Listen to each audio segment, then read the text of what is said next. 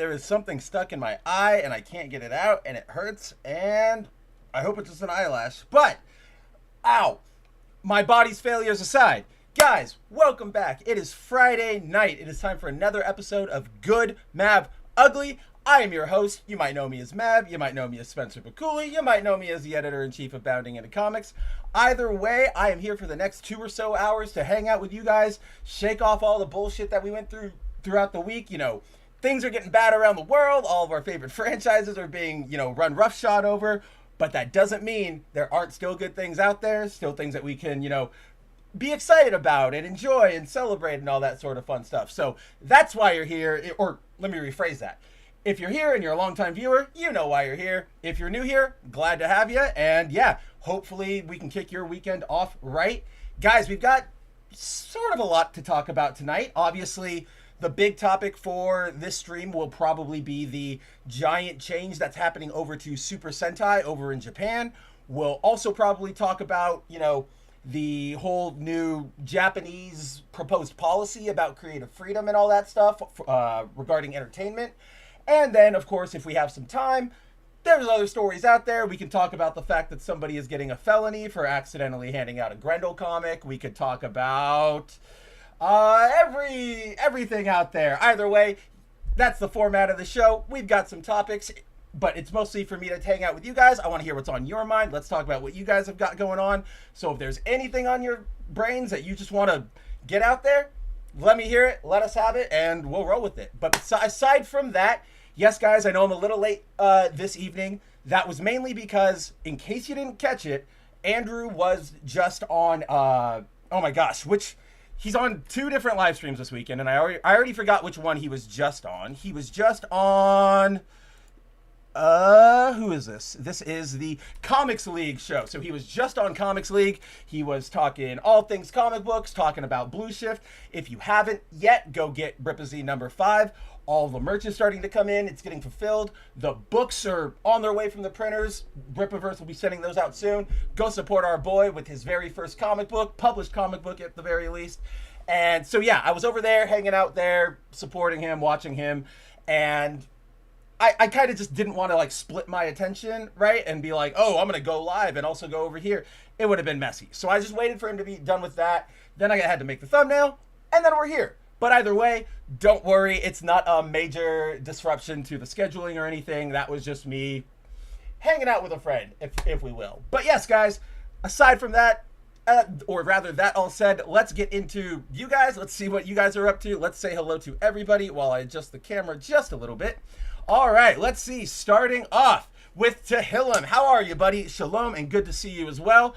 How's your pull list lately? I know that this past week, these past few weeks have been a little sparse, if you will, but there's still some bangers out there. We still find some things to talk about over on Foil Variant, and I mean, it's not like the variant covers have stopped, guys. I'm sure Andrew, who is in the chat right now, is tired of me talking about this cover, but I'm obsessed with this Poison Ivy cover. Oh, I gotta take down your chat, Tehillim. This Poison Ivy cover from this week's issue of Poison Ivy, which would be 38, right? So, there's always something to grab. There's always something to buy. There's always something at the comic book shop to pick up. You know what I mean? We've also got Corey, who says, you may know him for being gay. Look, we don't want to be all affirmative action-y, all right? We're not just going to broadcast that right at the start of the show. We're gonna lead people into the gay. It's a subtle thing, right? Otherwise, we're going to get the whole backlash that we got from all of us when they started doing that to our favorite video games and comic book characters, right? Yep, there he is. Andrew just finished making dinner. Ramen, delicious. Is it cup of noodle ramen, or did you get a little bit of an upgrade, right? You know what I mean? I'm not saying you had to go out and get I don't know, super fancy Japanese sushi house ramen or whatever, but something, you deserve it. You deserve a little more than just the cup of ramen noodles. Did I go live by accident? Is the stream not happening? No, it is. Okay. Maybe I took a second before I hit start. Either way, nope, we're good. Punk, how is it going, my brother? King of Boomers? Yep, that's me. Guys, oh my goodness. in case you didn't see last night's episode of Foil Variant, that was probably one of the worst boomerangs I've done in a long time. We, for the past like 2 months, Andrew and I have gotten it down. The worst thing that's happened when we've went live is I forget to switch like the outputs on. I'm not gonna get into the weeds. I basically forget to make his audio come through on OBS, right? But last night, while Andrew and I were, hanging out, we typically, hang out for like 20 minutes or so before the show, just chat, get the show ready. And while we're doing that, I must have flailed and hit my like stream deck, which is right here in front of me on my desk. And we go live for like 5 minutes before we actually start, just, so the alert goes out, everybody can get settled. That entire time, we're still there. We're still behind the scenes talking. We just haven't shifted the scene. But last night, I went live and I accidentally hit like the button to put us up. And so everybody was seeing for like a good 5 or 10 minutes. It was just my half of the screen. No Andrew, like no audio from Andrew. And just like me talking into the void. Like, yep. Oh shit, are we live? Whoa. Like it was pretty bad. But yes, glad to have you, Punk. Always a pleasure. Corey says no overtime for me this weekend. I mean, a good thing and a bad thing, right? Obviously, you don't have to work, but I know overtime dollars are. That's one of those things, guys. Like, especially as we grow older, which is like, as a younger person, I remember thinking like, overtime, like I don't want to work over my 40 on this week. Like I want to go do things. Blah blah blah blah. That money is so nice. Like I'm not even upset about taking, or I don't have an overtime capable job anymore. But when I was like, dude, I'll take it. Like I'm fine with that. So at the very least, I'm glad you get to take a break. You get to rest easy. But I'm praying for those extra dollars. Oh yes, and Andrew going live by accident. Oh yeah, that I didn't catch the beginning of that, but I guess Eric just like went live instead of trying to record a video yesterday. I saw the whole thing like going down on Twitter. I didn't get to watch it, but I was like, dude, that's hilarious. And then, Eric, of course, just rolls with it because he's like, oh shit, well, I was just recording a video. You guys want to talk about that anyway?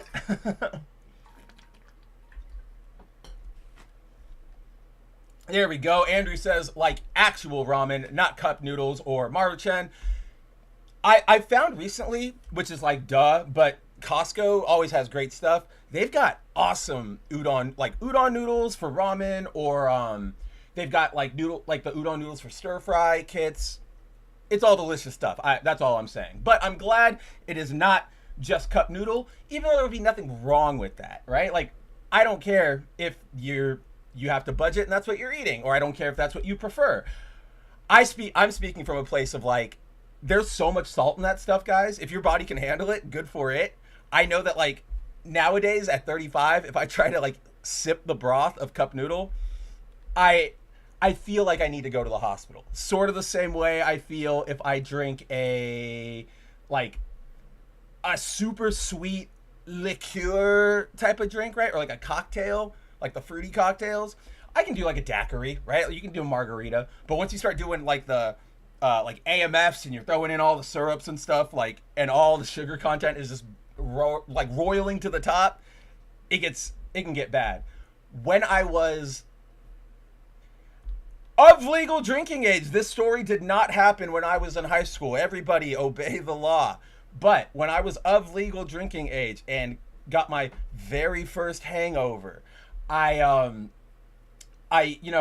it reminded me of when I used to wake up early and groggy when I was 16. Not that I'm 16 in this story, guys, okay? I'm very clearly adult drinking age. Being adult drinking age, I'm hanging out with a couple of my friends over at my parents' house, back where we lived when I was in high school, before we all moved around. And we're just drinking, and we decide like, normally we just do shots because it's easy, but why don't we try to be adult? Like, let's have fun. Let's make drinks. And we go to my parents' cabinet, and they've got like this 4-bottle set of like green, yellow, blue, and red syrups for making drinks. And so we go, hey, yeah, let's get into that. And it's just like soda syrup, right? It's nothing fancy, but they're super, super sugary. So, we go really hard. We're making a bunch of drinks with those. I wake up in the morning and I just feel like that was my first hangover ever. And I just remember feeling like it's not the headache, it's not the throwing up, it's not even the like being tired. I just feel like the inside of my stomach is so cotton candy esque. It's so rainbow right now that I want to rip it out of my like I feel unhealthy. But yes, guys. All right, let's see. That's just me bullshitting around. What do we want to start by talking about tonight? Well, first I've got to disable my good old fashioned flux because it was changing all of our my screen. Let's see. Well, I guess well, first, I kind of want to ask. Well, let's see. Here, Punk can help me out. Punk's got a question. That'll leap us onto something. Punk says, I just finished watching an episode of Luke Cage on Disney Plus before I came in here. Are you watching like the first season, second season? Is this your first watch through? Because one, love that show. Up until what's his name? Diamondback dies, right? What's his name? Oh my gosh. Blade actor. Oh my god. Mahershala Ali. I love him. But that show was amazing up until then. Then it gets wonky. There's some good moments from there on out, like him hanging out with Danny and Mariah trying to take over all the crime stuff. But it gets a little... They introduced Copperhead in the second season, and they give him like an exosuit so that he can fight Luke Cage, and that just makes it go MCU wonky. Like, it was bad. But I love all those shows. Those shows are great. I just learned, because I just wrote an article about this right before we went live. So there is a Mass Effect TV show that is currently in development, right? By BioWare and Amazon. The writer of the show is... Here, I have all the names pulled up still. The writer of the show is... His name is Daniel Casey. You might know him best for having written F9 of the Fast and the Furious saga, but it's also being produced by this television executive named Karim Zreik, Zreik, which I don't expect anybody to know off the top of your head unless you are somebody like me who works in the media and thus sees a lot of these names pop up every so often. This guy was the executive in charge of Marvel Television when it still existed during the period of Marvel Netflix, right? So like the guy's got chops. I don't really know. Look, I've never really played the Mass Effect series. I think I played one, and that was halfway through. It was fine, but when I wanted more. When I picked that game up, I was expecting more action instead of like the RPG battle style. So it was like, this is fine. It's just not what I want right now. And then it got away from me, and maybe I'll play it someday. But when the coolest design you have to offer me personally is female shepherd, I don't know. Like, it almost runs into... We talk about this a lot, right? Or at least I tell you guys about it a lot, about how I don't really dig super high fantasy because it goes up against all of these, boring tropes of orcs and dragons and knights. But if you put a cool twist on it, if you make it pop, like a Legend of Zelda, if you will, or a Berserk, or Final Fantasy, right? I'll go, okay, that's different. That's cool. Let's get in on that. Mass Effect to me just felt too, how do you put it? Too generic. I think I just used that word, but I think that really is the best word. It just felt like spaceman doing space stuff.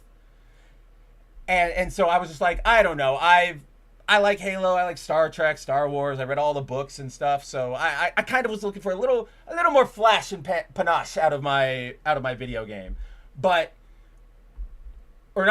Just before I go on from that, like I personally feel, guys, and this is not to denigrate, again, if you like Mass Effect, that's awesome. I'm really glad. I see Andrew here just says, I 100% completed the Mass Effect trilogy on 360, PS3, and the remasters on PC. That was the Legendary Edition, right? Where they added some stuff too. I know, at least to the very end, to flesh out all of that stuff.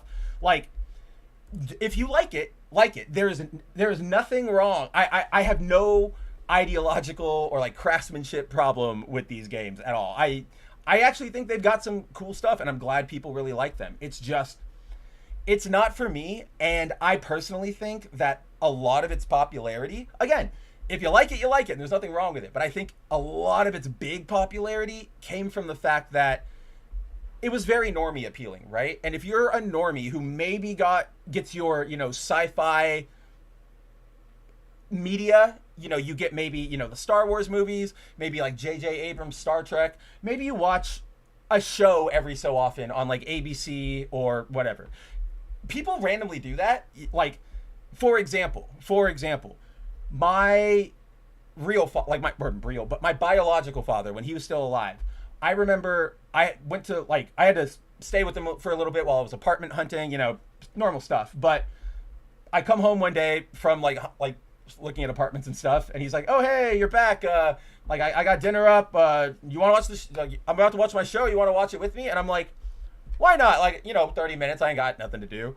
It was Supergirl, like the ABC Supergirl, from my super hardcore QAnon, MAGA conspiracy theorist Filipino father, traditional, super hardcore religious guy, and he's like, "You want to watch Supergirl?" And he doesn't normally watch superhero stuff. He doesn't even know, neither of us have. He knows I love superheroes. Like, he took me to see Spider-Man 1, but I've never mentioned Supergirl to him because she's not one of my favorites to bring up, especially as a kid.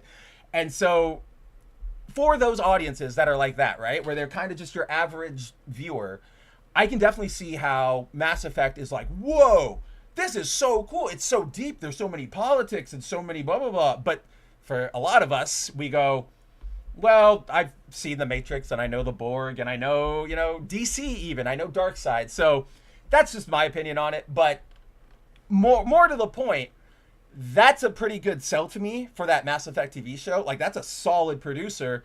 The writer, we'll see. He did another thing. Let me look it up, because I wanted to add it in the article, but I didn't pull it up because of syntax and blah, blah, blah. It's really boring stuff. I don't want to, you guys don't care. I don't even really care. What was it he did? He helped write 10 Cloverfield Lane, right? So it's like, the guy, maybe he's got, I like 10 Cloverfield Lane. Don't get me wrong on that one. The failure of that movie was was the end. Was giving it that, you have to have the big action sequence with aliens. And it was you didn't have to. You really didn't have to. But yeah, with that, so writer aside, the Marvel producer, that should be good for them. I am a little wary for you guys because one of the other executive producers is Ari Arad, not Avi, Mr. X-Men trilogy, Mr. Spider-Man trilogy, all that stuff. It's his brother who produces things like Borderlands. All right? Hold on. I was just looking at it earlier, and every time I do, I'm just like, this is so bad. And remember, so Ari Arad got really, really big, and he is sort of a significant figure in comic book history because he owned Toy Biz for a while in the 90s, and he was the one who helped, sell it to Marvel and make it like a Marvel brand. So he knew what he was doing at one point. But as Andrew and I sort of always say about comic book writers and artists, just because you've got the sauce here doesn't mean you have the sauce for every assignment or every character, right? And since then, let's see. This will probably be, I can probably pull this up. Let me just get it right here so that it looks, so that you guys are seeing it all. Okay, cool. So Ari, whoa. Peaches. Okay, web over here. Oh, that didn't work because I have to do that. And bump. So Ari Arad's IMDb page: Borderlands, Uncharted, Western Ghost in the Shell, Ghost Rider Spirit of Vengeance, Punisher Warzone, First Iron Man, Ghost Rider, the Invincible Iron Man animated thing, the Blade TV series, the Old Man Thing movie, and the first Punisher movie, where he was only a co-producer. So you can sort of see, I feel like Ari's more of the money man, right? These are all movies and films nobody thought was really going to get off the ground, right? Especially so Punisher, that was a risk. Blade the series, that was a super risk for them. Same with Ghost Rider.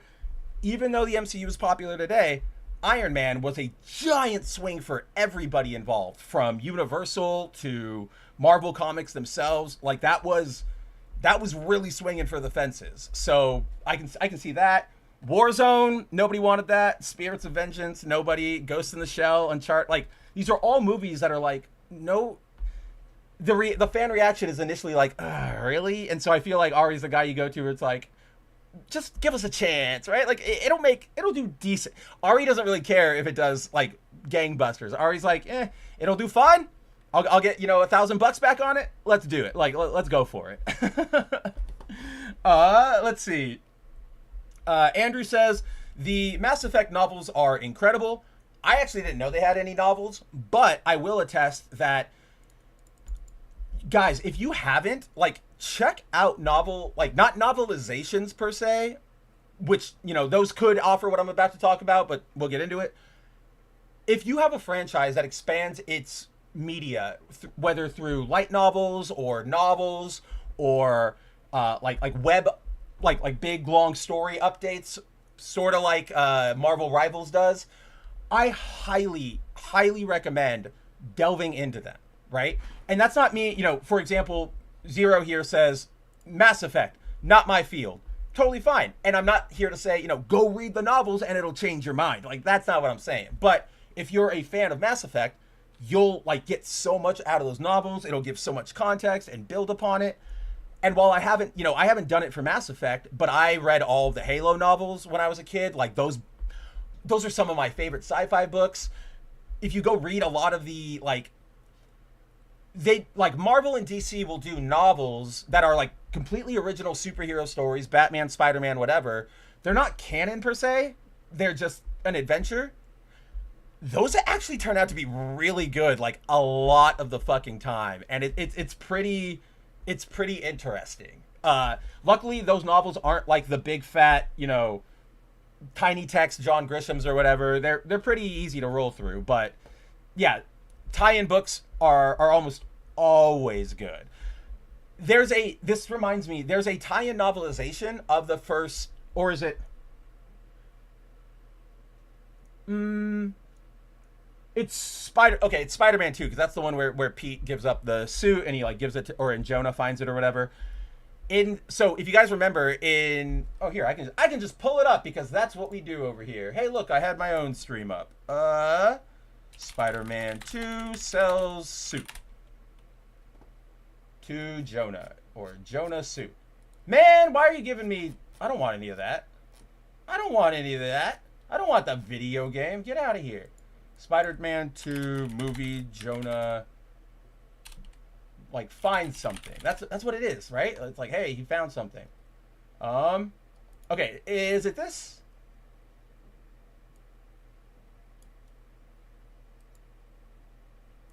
Yeah, this. Okay, so this scene from Spider-Man 2.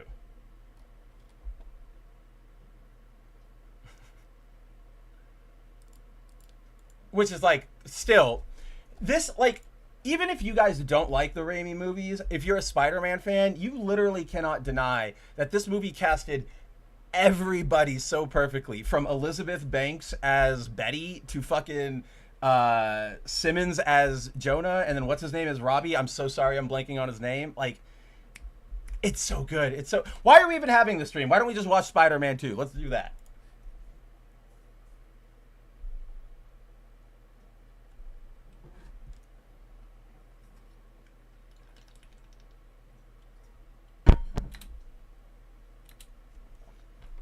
So in the novelization, or so like in this scene, that guy, like he explains it, it's just random dude, right?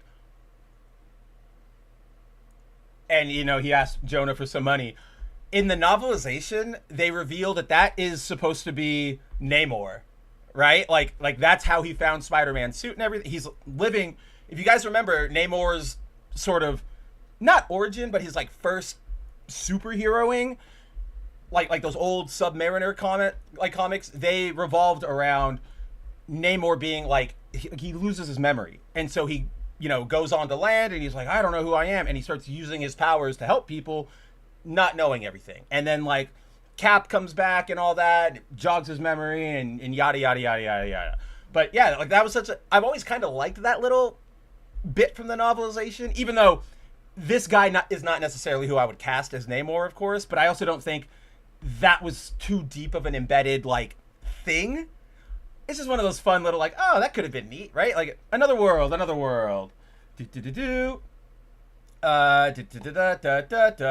Let's see.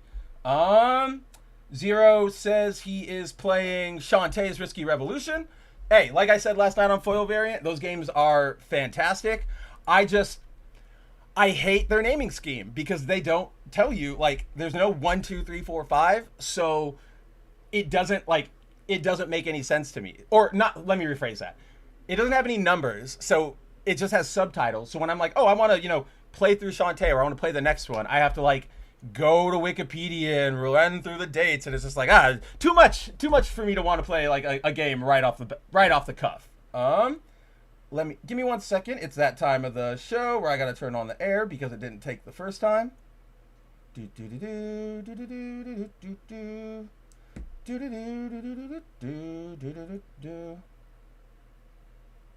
Okay, I don't believe that's working right, but we'll see. All right, so yeah, Mass Effect guys, I hope you're stoked. So far, that like just that initial lineup of producers and writers isn't the worst.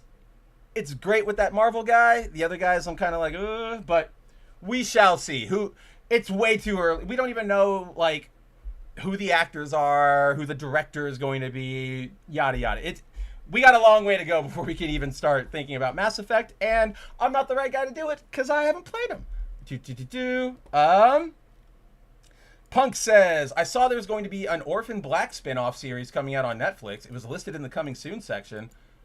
That's interesting because, like, hasn't that show been gone for a long time? That was the show that Tatiana Maslany got really big on, the woman who plays She-Hulk. And if it's good, I'm stoked for Orphan Black viewers. I never really watched it myself. I watched it like sparingly here or there, but I was never like into it.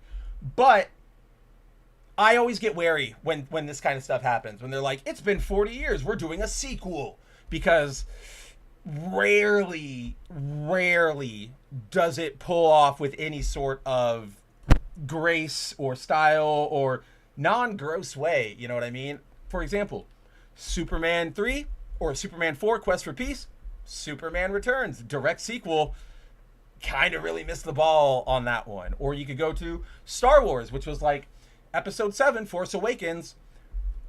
If we're being intellectually honest, guys, yes, the, initial, or like, yes, that movie is a retread of A New Hope. I don't think anybody can deny it, especially because JJ's come out and said, like, that's what I was doing. That said, it wasn't terrible. Yes, that was dumb. We were like, we've been here before. But nothing was like, they weren't running roughshod over everything yet. They weren't, crapping all over legacies just to crap all over them. Luke wasn't drinking green titty milk yet.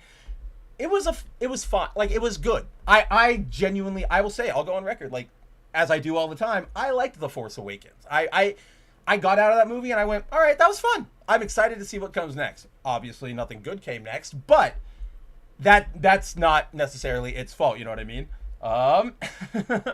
Right? Yeah, like I'll take it. All right, let's see. Let's jump over, I guess, because that's really all I had to say about Mass Effect, because I don't really know Mass Effect. But what should we talk about? All right, we're gonna talk about this first, and as always, guys, if there's anything that pops on your mind or whatever, hit it up, and we can easily jump over there. This is not a set in stone show, if ya will.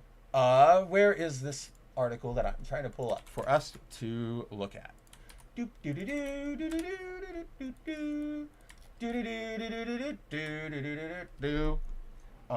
Water.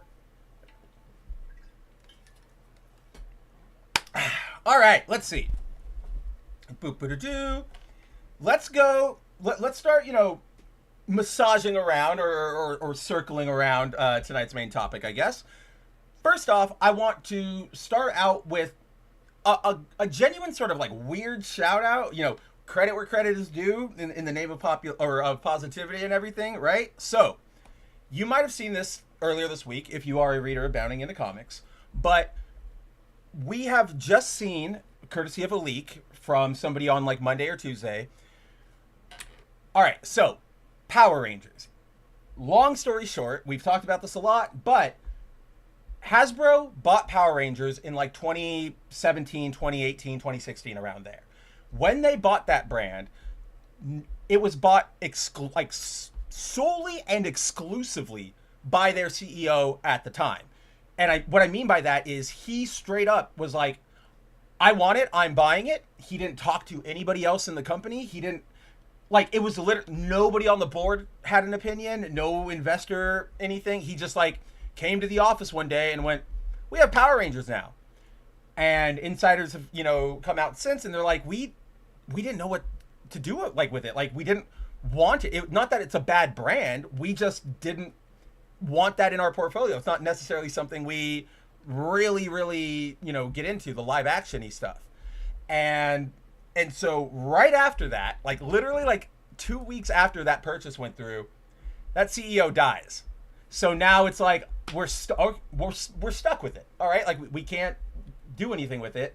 So they've been, trying things over the past few years. None of them really successful. A lot of banking on Mighty Morphin nostalgia with, lots of figures. They tried changing the show's format from using the original Super Sentai footage we all know that Power Rangers is based on the Super Sentai footage. They just bring it over here. We give it a new story and dub it over and yada, yada, yada. So yeah, just like Hasbro hasn't known, so they were trying to get away from that, and that resulted in like Cosmic Fury, which is all original footage. And it's like, this is something Andrew and I talk about a lot, especially over on Foil Variant, which is there's a difference between like knowing what something is and understanding it, which is to say, for Power Rangers, when we had all of our, our Mighty Morphins, our Turbos, all of that stuff, when we get to the action scenes and all the villains and stuff there, in that Sentai footage, they are understanding what they're doing. They know that they're relying on imagination a little bit. They know that their main audience are sort of the younger first grade level, second grade, third grade kids who will be, who will let their imaginations take over more than us cynical adults. And so when you see that, you're like, I see how they're working it. Like, I see why they use that effect, and I can see how this is all coming together. When you go over to something, say, like Cosmic Fury or that Netflix special, the Once and Always, you can tell, like, they do fights, but they're trying too hard to do Power Rangers fights, and they don't know what that is. So they just end up imitating the surface level stuff. And that surface level stuff, if it's not attached to the deeper stuff, it's going to come across as inauthentic and just like, this is really, really awkward. Sort of like, you can't, if you don't genuinely love something, you can't really deliver on it, right? We saw that with all these comic books and movies over the past like decade, where they went, I didn't really like this, I'm going to deconstruct it, I'm going to blah, blah, blah. And they were always terrible because all of these writers were coming off of a premise of, I don't really give a shit about what that character is. I'm going to go off of sort of what I know, what story I want to tell. That was the big thing with the Red Hood book before, DC. It's a sticky situation. We don't have to get into it right now. It's very political, but I kind of disagree with what they did. I understand what they did, but at the same time, like, you still employ Tom King, you still employ, Mr. CIA. I led the Iraq invasion, so whatever. But when with that Red Hood comic, the author, she gave an interview before the book came out, and she was saying, she got asked, like, so why are you writing Jason Todd? What do you like? Like, what do you know about Jason Todd? What's your relationship here? And she was like, you know what? I've never read a Jason Todd comic. I didn't want to. My friend said, here, I could offer, like, you got the gig, I'm going to give you all these books to read. And I said, I don't want to. I know enough of him. I'm going to go off of the story I want to tell. And in that first issue, it is embarrassingly off character Jason. Jason in that book is like teenage moody. The most recent event in that book, they had to excise so much canon, is the first fight or like the climax fight between Red Hood and Batman, where like he like holds like a gun to Batman's head and whatever, and it leads to like that big break between Tim and Jason. That's like 12, 15 years ago. They had to cut out all of that just to make their story work. And that's what we mean, right? Like, that's inauthentic. If you'd have known the character, you could have built on that. You could have said, okay, I want to tell the story about, you know, dealing with your inner demons or whatever. I can use it. I can tell it in this context because this is this character. And so, long story short, everything they've really tried lately hasn't been a lock. Like, it was just bad. The brand was, you know, it's off air, guys. For the first time since it started in 1994, Power Rangers is not, there's no series on the air right now. And there's no plans for a series to get on the air right now. They keep talking about, oh, we're doing like a Netflix reboot or we're doing an anime. Every like 5 months, there's a new plan from Paramount or Hasbro to revive the Power Rangers, and it never goes anywhere. It just never does. So effectively, this brand is fucking dead, which is genuinely insane if you think about what I just said. It went from 1992 to 2024, or like 2023, uninterrupted. That's like 30 years of being on television, multiple network jumps, different generations of kids. And for some reason, like, it goes under Hasbro's control, and they immediately lose control of the plane, and it crashes into a field, right? Like, it's weird. It's kind of embarrassing for Hasbro. It shouldn't be this hard to do Power Rangers stuff, right?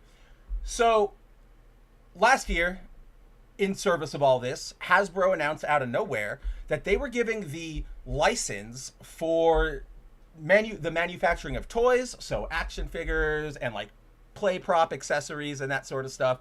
They were giving that license to Playmates, right? Like the very younger audience oriented company.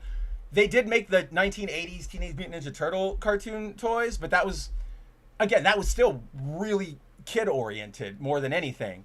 And so they got the license, and everybody went, okay, we'll see what this is. Right off the bat, they announced this new project called Mighty Morphin or Power Rangers Reignition. And what this was it was a 2-part thing. So over on Netflix right now, they are re-uploading and making available every Power Rangers season. Right now, it's not like split up to Disney and Nick or whatever. Like, it's all going to be on Netflix. With those uploads, they are, which I highly disagree with, and I think this is stupid.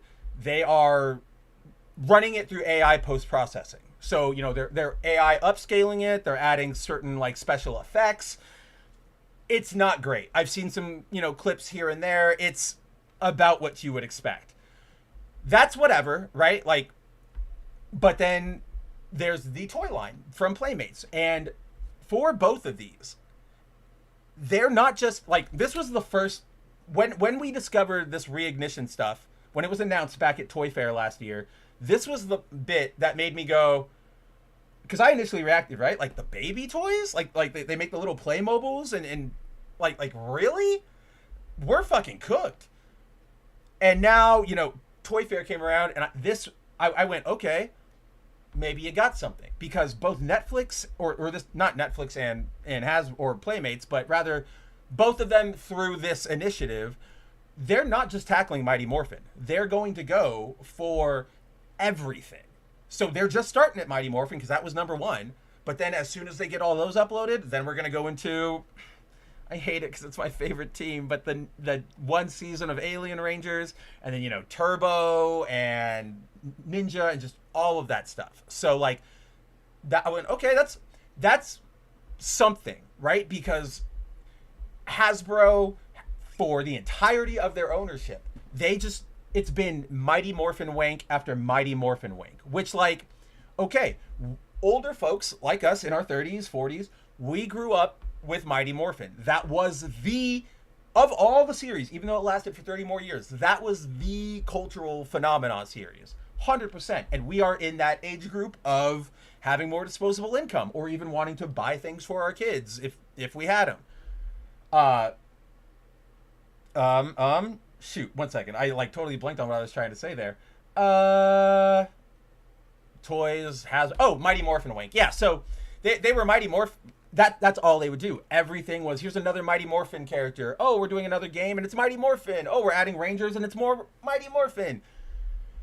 Which that has not only does that have diminishing returns, it has a kind of not a hard expiration date, but one where like after it, if you eat it, you won't die, but you're gonna have a tummy ache because speaking as one of those Power Ranger grown up adults, we've gotten to this point, and I've gotten all my stuff. Like I have I have a nice figure of the 5 main Rangers.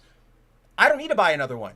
I have they're buried away right now, but for Power Rangers Prime, when that launched last year, they did the first 5 issues were, I can probably just bring it up. Power Rangers Prime variant. Boo boo boo boo boo boo. Don Bernardo MMPR covers. Right? Oh, Bon Bernardo. Whatever. He's probably Filipino. That sounds like a Filipino name. Oh, you're not gonna show me all of them? Power Rangers Prime cover set. Let's say cover set. Maybe that'll show me. Wham! Why? I hate that. Like, guys, I hate when companies say, "Here's a connecting set" or "Here's a set," and there's no way. Like, they don't put up any preview graphics with it. Like, it blows my mind. You can see where I'm like stuttering to not just start like swearing off the top of my head. Pardon me. But so, here we already are on web, so I'll just grab this real quick and jump over here. Yeah, so like earlier this year, the first 5 issues, they had these covers that were, solid virgin, one single color, got the lightning bolt, and then a ranger on it. And I got it, and I'm good. Like, I really don't care about any more MMPR stuff. What the sort of dumbness about that is that Sentai and, Kamen Rider or Ultraman or all these sort of Japanese toku franchises, because they are generational, or rather because they are annual, they become there becomes a generational element to it, which is, I loved watching MMPR. Oh, look, my kid is growing up and they're watching it too. Wow, they like it too. We can watch it together. Oh, my favorite, then you make funny things where it's like, oh yeah, my dad's favorite Ranger was the Green Ranger Tommy. Mine was Tommy, but I knew him as, the Black Ranger from Dino Thunder. Things like that. And it's this sense, it's this thing to get a little poetic about it. It's this thing that gives this connection, right? Because we all know, as most of us have lived through it, or we might be living through it right now, it's really, really hard to connect with, your son or your grandpa, because even if you're really aligned, even if you love each other and you're all great, it's just weird generational things. Grandpa might have no idea what the fucking app is. Meanwhile, your son has no idea, I don't know, what the IRS is or something like that. You know what I mean? One second, you guys can hear it. My dogs are freaking out, so I will make sure they're not howling. It's just a siren. They do this all the time, but I know it's going to be annoying for you guys. 1 second, right back.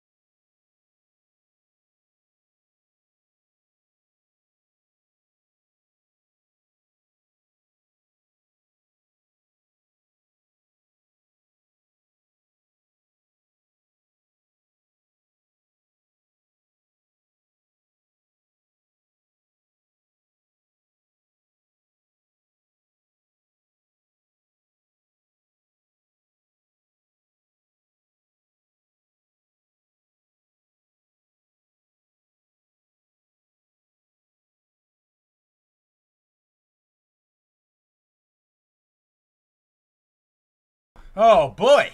Oh, Andrew, like Andrew says the dogs have taken control of the stream. There's a joke that Andrew always says when we're on Foil Variant or when he's streaming and his dog starts going off, which is, hey, stop acting like you pay rent around here. And just in this scenario, I laugh because I pay just as much rent as my dogs here at my parents' house. So they kind of get equal say. But let me see for a second. There is a video relevant. So there was an ad campaign earlier this year in advance of the new Kamen Rider show, Kamen Rider Gets. And it was like commercials of sons. Here, let me see. Like Kamen Rider. It was like dads playing with their sons, and their sons were like, "Wow, I love Kamen Rider too," or as well, rather. Let's see, man. It's. I know I shared it with like. Where is it? Okay, let's see. I know I shared it with Cider. Cider is the man, and I probably sent it to him somewhere along the lines. We have so many different stupid DMs.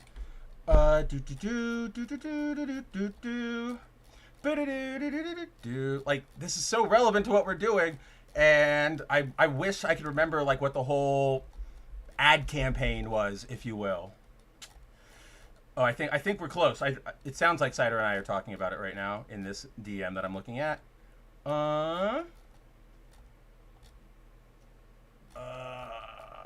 This is stupid. This is very bad content. This is very bad content, Mav. All right, I'm clearly not finding it here. I went far back. Let's see if I can find it over here on YouTube. And while I do, let's see. Andrew says, all I know is MMPR, and I'm okay with that. I did stick with it afterwards, beyond it like other people. And that's okay. Like, that's sort of the beauty of these series, whether Kamen Rider, Ultraman, Super Sentai, is that they are very modular, right? Like, you can watch one, and then, like, watch one 7 years later, and you don't need to have seen everything in between. You're not going to be, like, left out. You're going to, like, you can just get into that one. It's almost very comic booky, if you will. Where are these ads? I'm like freaking out. Kamen Rider father-son commercial. Wow, this is so annoying. I guess I'm just never going to find it. I guess I'm just having a fucking fever dream. Yeah? Yeah, maybe I'm just having a fucking fever dream. Where did this ad come from? Well, this is another good video, okay? And this is sort of what I'm talking about here. I remember this one from a while back. Not exactly what I wanted, but we can get in, like... So here's a kid. He's watching, Kamen Rider. I don't remember which series it is. Oh, Zio. And, like, his dad was a Kamen Rider fan, so he knew how cool it would be. He got the kid, like, the transformation belt, right? And... the kid has no idea it's coming. Like, oh, my good friend Andrew. I'm also very glad that NDA Andrew, formal name, is here for this stream. Like, seeing like the kid can't believe it. He's freaking out. But like that's sort of one of the magics that come with this series is that you're able to share it with the youth or even your grandpa. It's something you can connect on. For example, I can speak, for my own end in sort of this exact situation because I grew up MMPR. I watched everything probably through Galaxy or Space. Like whenever they first went to space, that was a series I stopped watching at because I grew out of it. Natural. Not to say that the series is like immature. Obviously, I've gone back and I've watched all of it. But it is a kid's series, right, guys? So at a certain point, especially with kids who are very concerned about appearances and looking older and being taken seriously, you hit a point where you're like, I don't really care about that anymore.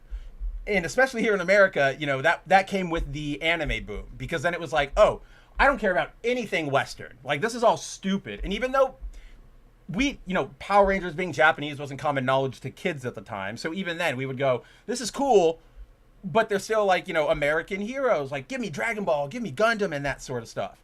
But so a couple, like, not a couple years ago, I forget, I'm old now, like probably about a decade. Oh, she's in high school, I forgot. Oh my fuck. So years ago, I was like 2012, 2013 or something. I went out to visit my family in Chicago. And we're just hanging out, doing holiday stuff. And my little cousin at the time, so she's got to have been like 5 at the time or something. She, keeps coming up to my aunt and my uncle, and she's like, "Can we watch it now? Like, can we please watch it? Can we please watch it?" And they're like, "We'll watch it later. We'll watch it later." And then my uncle goes, "Wait a minute, Spencer, why don't you go watch it with cousin Spencer?" And I'm like, okay, like, yeah, sure, like, let's go hang out. Of course I'm down to hang out with her. I was just like, what made you think that I was the right fit, right? And she comes over and she goes, "I want to watch Power Rangers Samurai. Like, right now, I'm on the episodes with the Gold Ranger, and he's my favorite."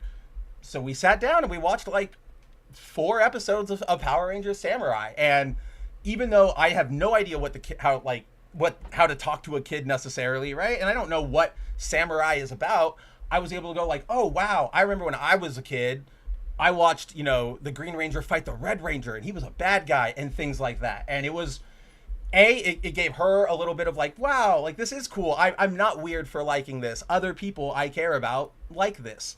And it also gave me just that little satisfaction of like, I'm glad things are getting better, right? Because as a kid, I remember, we all remember this, right? Being of the ages and generations we are, getting bullied for anything, for, well, that still exists. Like, yes, kids still bully, and it's fucking worse now with the internet. But particularly things that, are seen as weird. So anime or video games or, even being in theater.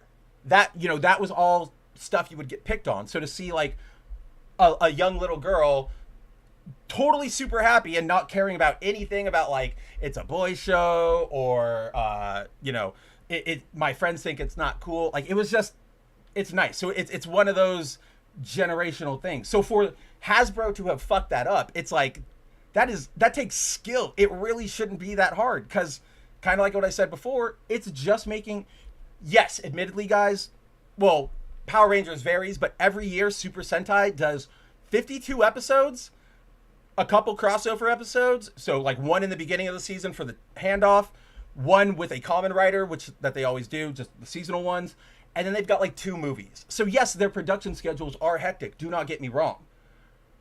But you can be working on multiple things, and you can have that series in production while another person is just writing another series, because you only got to stick to like those 5 core things, like colorful heroes who transform and they fight monsters, and then they transform into giant robots, and then they, untransform. That's the formula. You can play around with it a lot, and they have, but they know that that's like the core there. And so like, it's so simple. Even if you just want to like shit things out, Hasbro, just do that.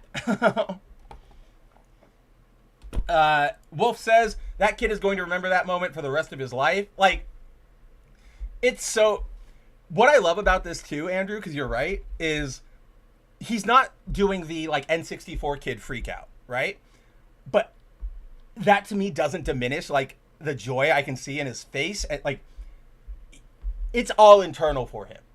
And just as somebody, like, I struggle all the time with, I want to be thankful to friends, or, you gave me a gift or whatever, but I'm always like, I want to make sure it's expressed appropriately, so you understand how much this matters. And one of the hard lessons in life I've learned is that's not on you, right? Like, it's not on you to make the gift giver sort of feel that overt satisfaction. If they love you and they really care about, this is a gift for you or what have you, they'll just be like, oh yeah, like this little kid right here, he went, oh, like, thanks. Like, oh, I know little Junichiro, like, he's super stoked right now. Like, I know that guy, don't even trip about it. So I'm very excited for him. And see, like, what happens in 30 years when he has his own kid. And he goes, I remember when my dad got me the belt, and it was one of the best moments of my life, and it was one of the biggest connection points between us. let's do it again. Like, let me try that at the very least. And even if it's not 1-to-1, it becomes a thing where it's like, it's a tradition, right? You might not be as excited, or like the kid might not have been as excited for the belt as you were, but he keeps doing it. And maybe his great grandson is, and then his son is, and then maybe 3 generations aren't. But it's just like that fun, yeah, like, you know, how do I put this? Like tradition without leaning into weird, like racist, weird, like, you know, all those like sort of weird traditions and rituals that everybody says like, oh, you have to do this to keep your it's like, dude, chill. That's all weird. Like, we're not talking about that. You're a fucking loony. But, and yes, I am weird, but there's a difference between like, I'm weird and fuck you, you're weird, I'm never gonna go on a date with you, and I'm gonna beat you up right now because you brought a Naruto toy to school. I am not speaking from experience. What are you talking about, guys? What are you talking about? It's not a pain point still. I'm not the saddest romantic in the world. Anyway, so that all said, because we were talking about, you know, how does Hasbro screw this up? With the license being over at Playmates, so they had one big win, which was like, okay, cool. You guys are going past Mighty Morphin, and you're promising that right off the bat. We're good here. Earlier this week, out of freaking nowhere, we got the reveal from a leaker, as we'll see right here, that Playmates is making a set. We don't know right now if it's all 5 Rangers or if it's just the 3 here, but they are making a set of Kaiju Ranger figures, which, in case you guys don't know, this happens in... Oh, well, I mean, it's in the article. We can just pull that up. This comes from... Yeah. Mighty Morphin Power Rangers versus Godzilla 2, the sequel series. At a certain point, their power coins are busted and the Zords are all messed up and they're kind of on the back foot. And Rita's minions are all storming the command center. So, who is it? It's Zordon, the guy, Goro, what's his name? Like Akami, who is the, like, canon, like, Toho movies, like he built Jet Jaguar, right? Like back in the like 40s or whatever. And I have the other name for the other person. It is oh, that's right. It's the Mothra twins. That's what it was. It's the Mothra twins, and then Jet Jaguar's creator and Zordon all team up and they make power coins to give the Rangers the various strength and power of some of Godzilla's greatest foes. So you've got gosh, I forget who everybody is. It is, I'm gonna like pull up the names and I'm gonna go back up there because it doesn't really help if I'm just like looking at it and not talking to you guys. So we go there, woo woo woo woo woo woo woo woo woo woo, and then I go over here and then I paste these things. So yeah, obviously you have so it goes Black King Caesar. It is Yellow Baragon, it is Red Rodan, it is Pink Mothra, and Yellow Bear, or Blue, what's his name? Angurius, I can never get his name right, but like Angurius. And then of course there is, did I even include him in there? Oh, I actually didn't include him. But Tommy at one point, obviously, as you can see there, he fuses up with the big G. So that's... So, those, like, that concept is just cool. I really like when, you know, other Sentai transformations and stuff, like, happen, right? I kind of thought you would like that, Andrew. Goji with the Dragon Zord armor is base. Yeah, where, right down here, where he just, like, suits up and just, like, starts blasting at everybody. It's pretty great. Again, lots of these crossover series, guys, as Andrew and I demonstrated with Sonic and DC, they might not be, like, the pinnacle of storytelling and going down for the ages, but they're damn fun, and they'll give you lots of goofy things like Godzilla wearing the dragon armor or Kaiju Rangers.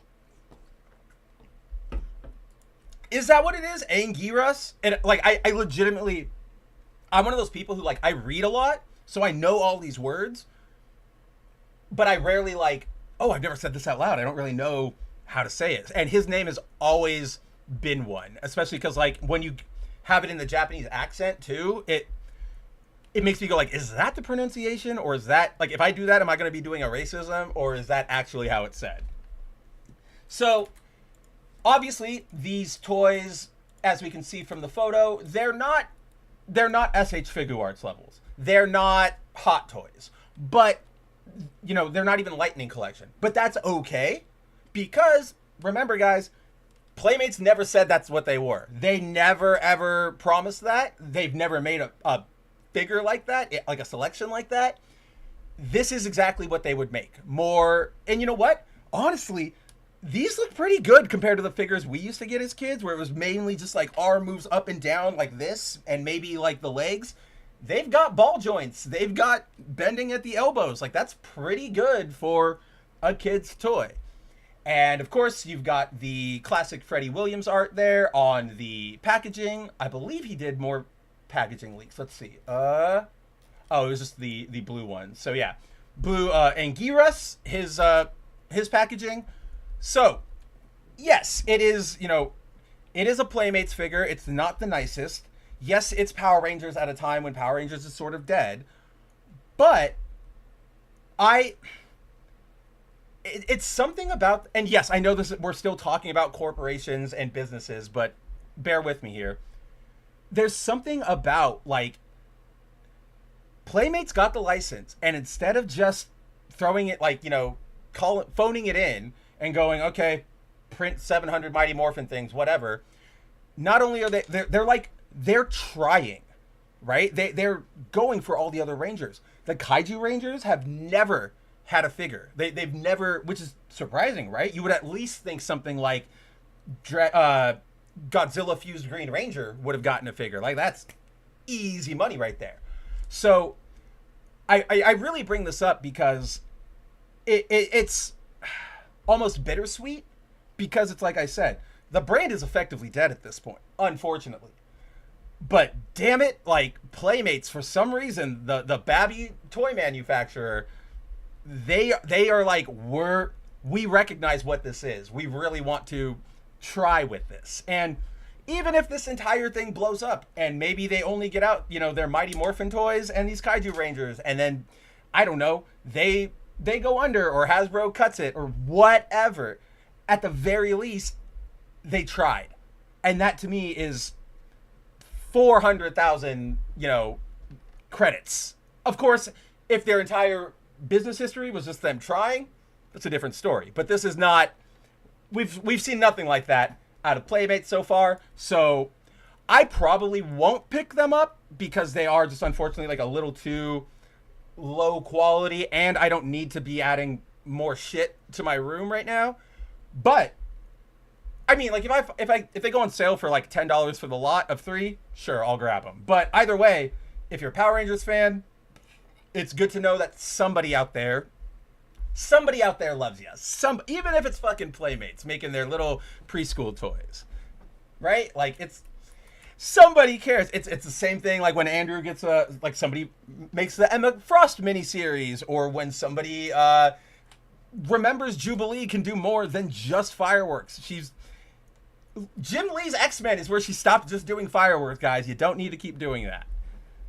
Ridiculous. But okay, so that is, I bring up this topic first because it sort of relates into the second major one, and I'm gonna go pull up the article to talk about this right now. Grabbing. You should feel seen, because you know what? Emma Frost isn't seen because she's not in fucking anything.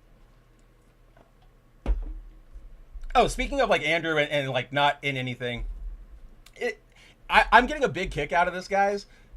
Marvel Rivals dropped like a teaser image for season 5 like a couple days ago, and it's got Rogue and Gambit in the background, and all the leaks, everything knows, like, it's them. They're coming. They're the next 2.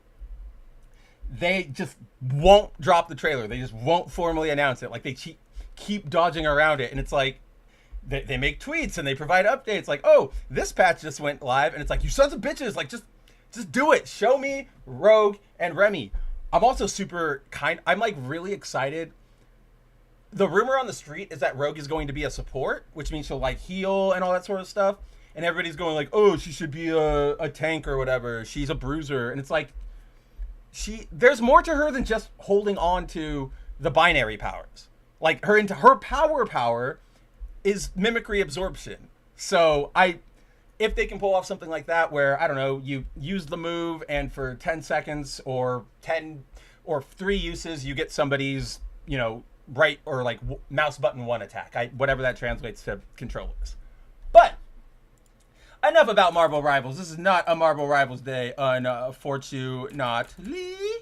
But we will go over here. So the reason I started with that Power Ranger story, A, is to, give props, but also I want to get into this topic a little bit deep, not like super hardcore. I'm not going to like bore everybody with actor details or anything, but it's a very interesting situation that's going on right now with Power Rangers and Super Sentai. For those of you who have no idea what I'm talking about, last Friday, we got a news report from a news web outlet or a news website from Japan. Their name is Oricon News. Very trusted news website. They're not a small player. They released an article which was literally 2 sentences. And here, I'll just read the 2 sentences for you. And I'm even going to click it and I'm going to show you. That's it. Everything we're about to discuss right now bounces off of these 2 sentences, which just say the TV Asahi, which is the network it broadcasts on, affiliated Super Sentai will conclude with its currently airing installment, Number 1 Sentai Goes Yuger. Sources familiar with the matter revealed on the 30th. The popular franchise, which began in 1975 with Himitsu Sentai Goranger, will draw to a close after half a century. That's all it was. It's literally 1 sentence about something they heard from an insider source, not even directly from Toei, who produces it, or TV Asahi, and then just like a little recap sentence. So off of that, the internet kind of exploded, especially in Japan, because Super Sentai is a cultural institution out there, guys. Like, even the actors who are on these shows, even if they go to a different field, like, they still enjoy a level of popularity and recognition out in Japan. It blew up the internet. Everybody's going, oh my god, Sentai's ending? Why is Sentai ending? What the actual shit? Like, this show, kind of my Power Rangers point, it's been on the air for 50 years. 50 years straight, guys. And it's only taken 1 year off. There's been 1 year without a Sentai. And Kamen Rider, right? Kamen Rider went legitimately off air as a TV series in like the 80s. And it didn't come back truly until, I think it's like the 2000s. Let me double check this real quick. Kamen Rider off air break. 1980. That's right. I got that right. And then it comes back in. So it stops in 1980, comes back in 1994, right? Oh no, 1980 goes off air like for a break, comes back 4 years later, 1984. In 1994, it goes off air again until 2000, when Kamen Rider Kuga blew it back up and like made everybody remember, holy shit, we love this. So that's like what, 8 years or so, or like 4, and then 10 years of total non-Kamen Rider in that entire franchise's history. Sentai had 1 year off, and that was not because of cancellations or because of, production was ended. It was because all of these shows, especially back in the day, were made on shoestring budgets. They did not have Hollywood backing behind them.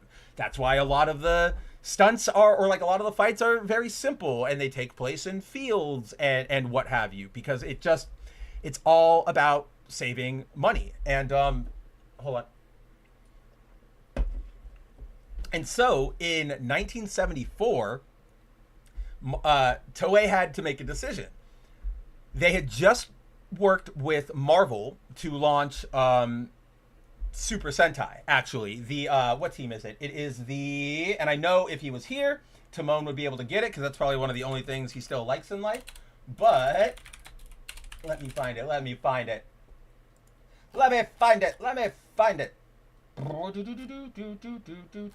I don't even remember what I was looking for with this one.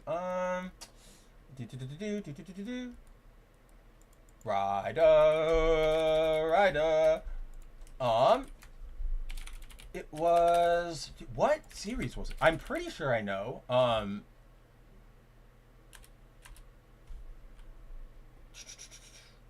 That's what. Okay, that's right. So, in okay, I got my timeline wrong, but I got it now. All right, I got it now. 1970. You go 1975, 1977. That's the first series of Super Sentai. That's Himetsu Sentai Go Ranger, which are these guys. I'm pretty sure I have them in this. If I didn't put them in this article, I'm gonna crap my pants. That was the entire reason I. Are you kidding me, Mav? Are you fucking serious? I hate you. Maybe I put it in here. Yeah, it's these guys. Okay, cool. I knew I had it somewhere. So this was the first team, and they ran from 1975 to 1977. In 1977, they got an offer from Marvel to collaborate, right? So they said, holy shit, let's work with Marvel. 1978, they put it on hiatus to make Japanese Spider-Man. But they came right back after that, and they've never gone off the air since. Which, fun fact for all of my, comic book fans out there. So my, my Tehillums, my Andrews.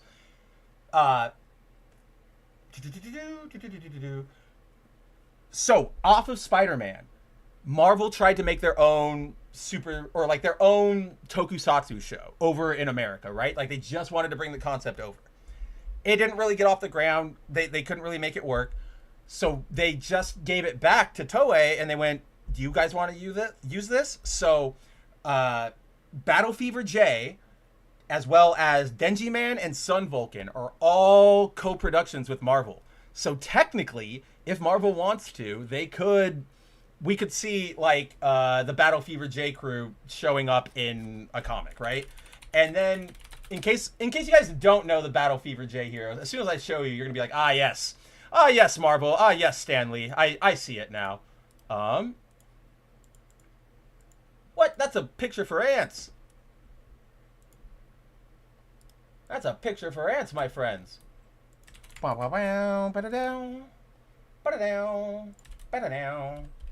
right. So, yeah, it was a team of 5 heroes, but they're all themed after countries, right? So you got, like, America, you've got Japan, Germany, or... Actually, that might be in Africa in the middle. I don't remember. France is right there with the red. And then I believe it's like Soviet, like Soviet Russia is the guy on the end. Let me double check what they all are. I don't want to give you guys bad info, right? I don't want to give you guys a bad info. And it's been so long since I've watched Battle Fever J. I don't remember them anymore. Oh, yeah, that's right. It's Kenya. And then, yeah, Battle Cossack, which is Russia.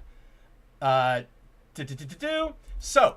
with that news, all that little detour aside, let's get back to the main thing that we were talking about, which is where is that story? Okay, so where even was I talking about? That report comes out on the 30th, so that's like Thursday. That's Halloween for us. Remember datelines and all that. Internet explodes. Everybody's going, what the hell is going on? I can't believe it. This is the end of an institution. Rumors start flying around that are unconfirmed at the time that are like, oh, it's dying because of merch sales, right? Like it's selling so bad right now that it just is not worth it for Toei to keep going. And then another rumor was, well, they're not actually, ending, they're rebranding. So I want to just make this clear for everybody's timelines out there, because I am a stickler for information and reality. That rumor came out like immediately after this news story. At the time, up until the story that or up until what I talk about here gets published, it is completely unfounded. It is completely coming out of nowhere. Nobody has a source for it. This is one of those really lucky predictions, right? Because everybody was going, it's going to rebrand. No idea where, no idea how. But on Tuesday, over in Thailand, there is a television network called Cartoon Club. And they are Toei's partner distributor, or like network distributor in Thailand. They take to their personal Facebook page on on Tuesday, and they announce, quote, even though Super Sentai has come to an end after an amazing 50-year run, the admin of this account, which in Thailand translate, it's basically like, the network owners or whatever, like, confirm that Cartoon Club will gradually bring back past generations of Super Sentai. So they're going to be, just reruns. So stay tuned. There's still many teams left to come. And as for Toei's new project, Universe Heroes, the admin says it's going to be a big surprise for sure. And of course, along with that, they have all the Sentai heroes. Given that this is a major partner for Toei, the post still hasn't been taken down, and Toei has issued no information about it otherwise. Right now, this appears to be what's happening. Is that at the end of this next season, or of this current season, number 1 Sentai Goes User, it's no longer going to be Super Sentai. It's going to be called something called Universe Heroes, right? And this is the part I'm particularly fascinated about, because this is where it starts getting into the boring bit of it. Or it's kind of boring, but I'll make it fun. Don't worry. I'll show you why it's all pretty damn cool. But so the reason, side note, that whole thing about Super Sentai merch isn't selling, complete horseshit. Bandai Toei and Bandai, who does some of the toys, they released their like quarterly reports or whatever, like today. Super Sentai is up by like 300% in sales. So it wasn't that. That was copium. But I understand the copium. I understand the copium. So the Universe Heroes rebrand. Why are they doing this all of a sudden after 50 fucking years of Super Sentai? Why would you change such a, right? Like on face, this almost feels as drastic of a change as Twitter to X. Why would you get rid of something that has such recognition, that is so locked in right there, right? Like everybody knows Super Sentai. It's like Band-Aid almost. Like it's a brand name. Like you guys know what I'm saying. Like why would you go and change it halfway through? No, again, there's been no official communication from Toei or TV Asahi or, Hasbro, as we'll get into, and you'll see why I bring them up, as to what the fuck is going on right now. We have zero idea, genuinely, about what's happening with Super Sentai. We know that the most recent update we got was the suit actor for Green. For Green Gyozuger, he got in a really bad accident on Sunday while they were filming, and he, fell off of scaffolding, cracked his head. He's in the hospital right now. He's fine, or he's recovering. He's alive, but I think production shut down for a couple days while he heals. Everything right now that I'm about to talk about it's speculation, but it's informed speculation. I've got I'll show you guys where I'm going with this. So yeah, Andrew, it was pretty bad. These productions actually have a really, it's rough to film them. Let's put it that way, right? They really are still like the cowboys of television shows. The original Kamen Rider, they had to stop filming for about 4 months or so, because while they were filming a scene of him riding the bike in his rider suit, there was a dropped telephone cable, or a steel cable from a construction site that somebody had improperly, they hadn't put it away.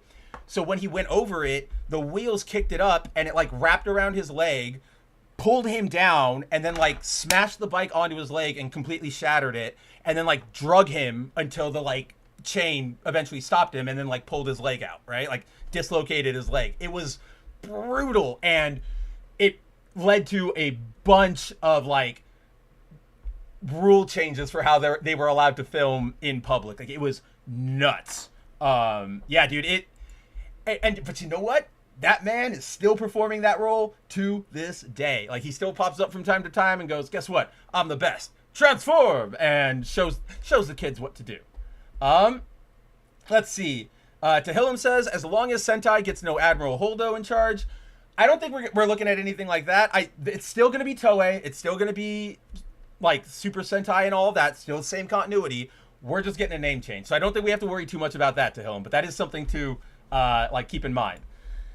And then Shinkai says, yeah, the G Gundam of Sentai, Battle Fever J. That's what I was looking for. Thank you. I was like, what am I trying to reference here? And it was G Gundam. Also, what's going on, Shinkai? Always a pleasure to have you hanging out with us on Friday nights here. Like, this is just a quick side note because it was just sent to me, but I don't give a shit about this next X-Men relaunch. Like, I don't. But these X-Men covers, or these Cyclops covers that are coming out, they are bonkers. Because there's this one, and then there's another one of Scott that is... well, obviously, it's a Cyclops cover, but it's him, like, letting loose his beams, and it's in the style of Marvel versus Capcom. Well, there's a few of them, because there's that one. There's this awesome one by Netho Diaz, which is just Scott unleashing. And then... I talk to you too much, Andrew. Leave me alone. I don't want friends. I want you to go away. That way I could find the things we actually talk about super fast. Dang it. It's not there. That means I gotta go into my Twitter bookmarks and find out where it is. Because you damn right I retweeted it. Because it is incredible. Ba, ba, ba, ba. Yeah. Oh my God. Somebody buy me 8 copies and the signed and the COA. Like, this shit's...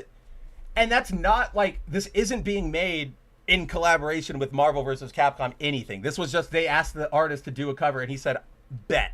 And it's just, woo, it's so fucking good, man. Like, remember I was talking about this last night on Foil Variant because I picked this cover up for Andrew because we wanted to make sure he got it before he got to his comic book store. But there's this new cover by John Boy Myers of Batman Night Fight #1.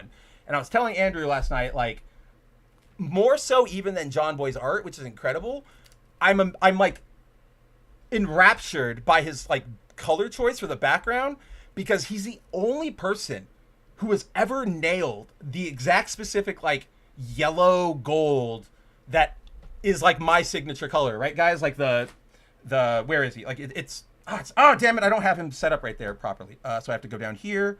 I don't even have him installed right here. That's messed up. So we'll just go over here real quick because I know it's here. Yeah, see like that yellow that goes on the Kabuto Rider's scarf? Like, that's my yellow and nobody does it. And I was telling Andrew, like, it's fucking crazy that John Boy got it. But on that note, I bring that up specifically because this cover does that similarly.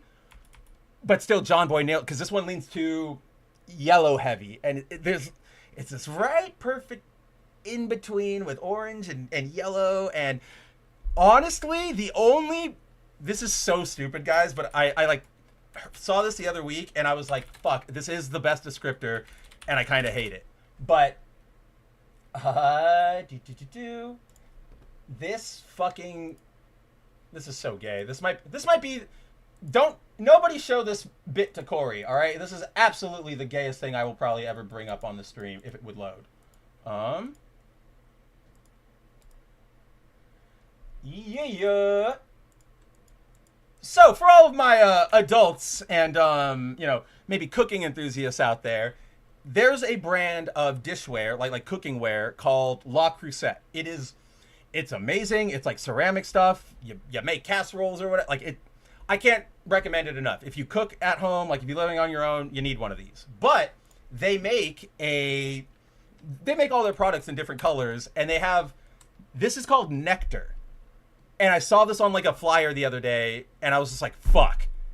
The color, like the Kabuto Mav color is La Crusette. What is it? I already forget what it's called. La Crusette. What color are you? You are Nectar.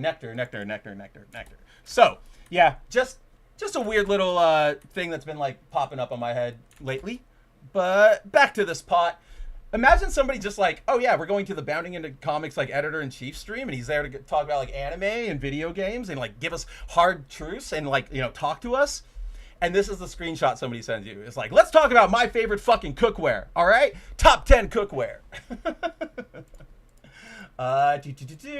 Yeah, man, these are so damn cool. I'm stoked for them to come out. But back back to the Super Sentai of it all. And we'll even go to a better image. There we go. We'll go to the Zenkaiger. So, why in God's name would Toei try to get a name change in right now? That lies, my friends. Again, here we're entering informed speculation here. I'm pretty fucking sure Super Sentai wants to, or Toei wants Super Sentai to ride the same current wave of like tokusatsu awakening that the West is going through, right? Like we've seen it with Kamen Rider. Obviously, it's pretty big out here in the West. Kamen Rider Zets, the one that's currently being first of all, the current series, first time it's being like simul broadcast or in America, like a brand new airing Kamen Rider show. And then it was specifically to, like, when they were writing it and stuff, they were like, let's try and make this more Western appealing. And so you see there's a difference in the way they shoot the show. The main character uses like guns. He's a detective. You can see how it goes, but it's very cool. It's very awesome. But obviously, it's growing in popularity over here. Ultraman, same thing. Even if they are now simulcasting, the last like 3 or 4 series have been simulcast in America. The Shin movies by my boy Hideaki Anno, they did amazing. Even if I've shown people Shin Ultraman and Shin Kamen Rider who don't give any fucks about anything that you could possibly. They don't really care about action movies. They don't really care about Japan. They don't really care about anime or toku or robots or superheroes or machines or biology. Like, they just whatever. And they're like, that was a cool movie. Like, that was a super deep movie. Like, I really love it. So that stuff's picking up a lot more over here. So that's what I think is happening. So Toei sees all this happening. They go, we want to get in on that with our other big brand, right? Super Sentai. Why the hell not? Especially because if you make it a thing now here, you can back merchandise all the other stuff. You can back license. You've got a whole new life, like financial life for the Super Sentai property.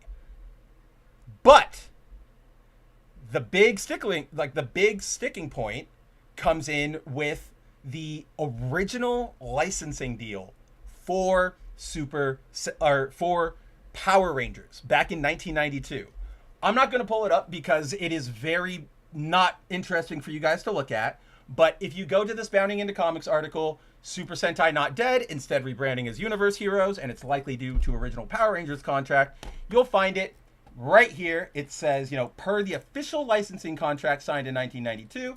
And I dug for this. Like, this is from the SEC website, guys, right? Like, I went a looking, and I'm only pointing that out because this is what I want. Like, this is why I do what I do. This is Bounding Into Comics. I want you guys to know everything. I want you to be able to, whether you agree with it or not, be informed. I'm going to always give you the facts. I'm always going to cite everything.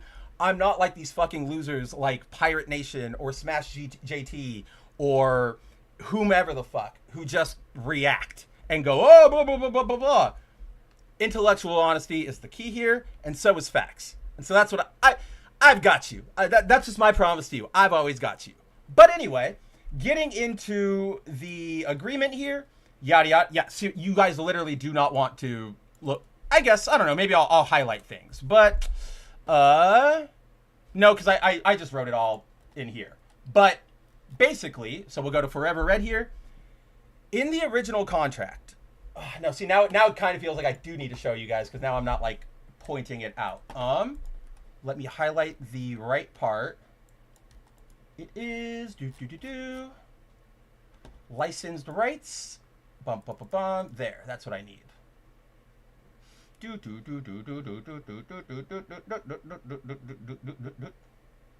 God, I hate all of these words that I have to read to you guys. But basically, in 1992, when Haim Saban first licensed the Super Sentai footage, which at the time was Zeo Ranger, which is the one that makes Mighty Morphin, this is what the terms of agreements were. the licensing agreement gave Saban, and then thus every subsequent contract holder, right? Because the contract gets sold to somebody else. They have the exclusive rights in America to, one, adapt the program for suitable exploitation in the territory, including without limitation, shooting new footage, adapting storylines, blah, blah, blah, blah, blah. So basically they have all the rights to remix and chop up, and there's no, nobody's going to get mad. There's no copyright. Everybody knows what's good.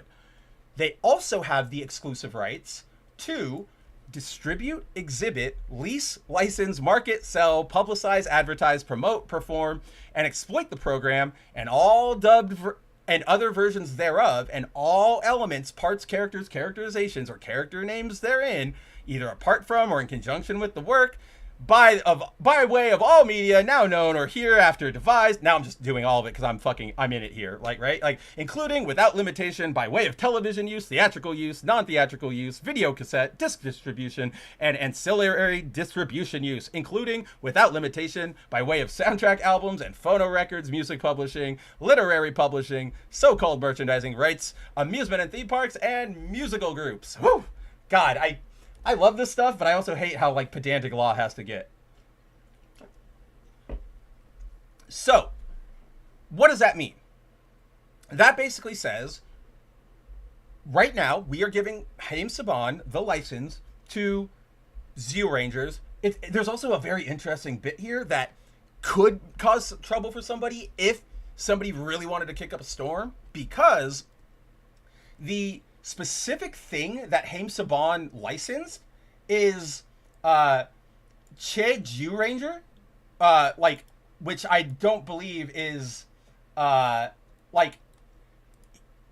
call it Zyuranger, aka Galaxy Rangers. That's it's super weird that they pick this specific series, even though I'm pretty sure that series didn't like the Galaxy Power Rangers one did. Go stop. It is Lost Galaxy didn't start until Sentai Gingaman 98. So that would have been 6 years after this. So some weird translation somewhere put in the translated form of Super Sentai or whatever series they're probably licensing here. Let me see. Let's see. It was probably all right, Chejuyu. You know what? I see exactly what it was, guys. I see exactly what it is. It's this. Kyoryo Sentai Zyuranger. That's the one I'm talking about. That's where Power Rangers comes from. That's a weird romanization of this word, right? Kyoryu becomes, where was it? Chejuyu, whatever, and then it becomes Galaxy Rangers. So I only point this out because it's very odd, right?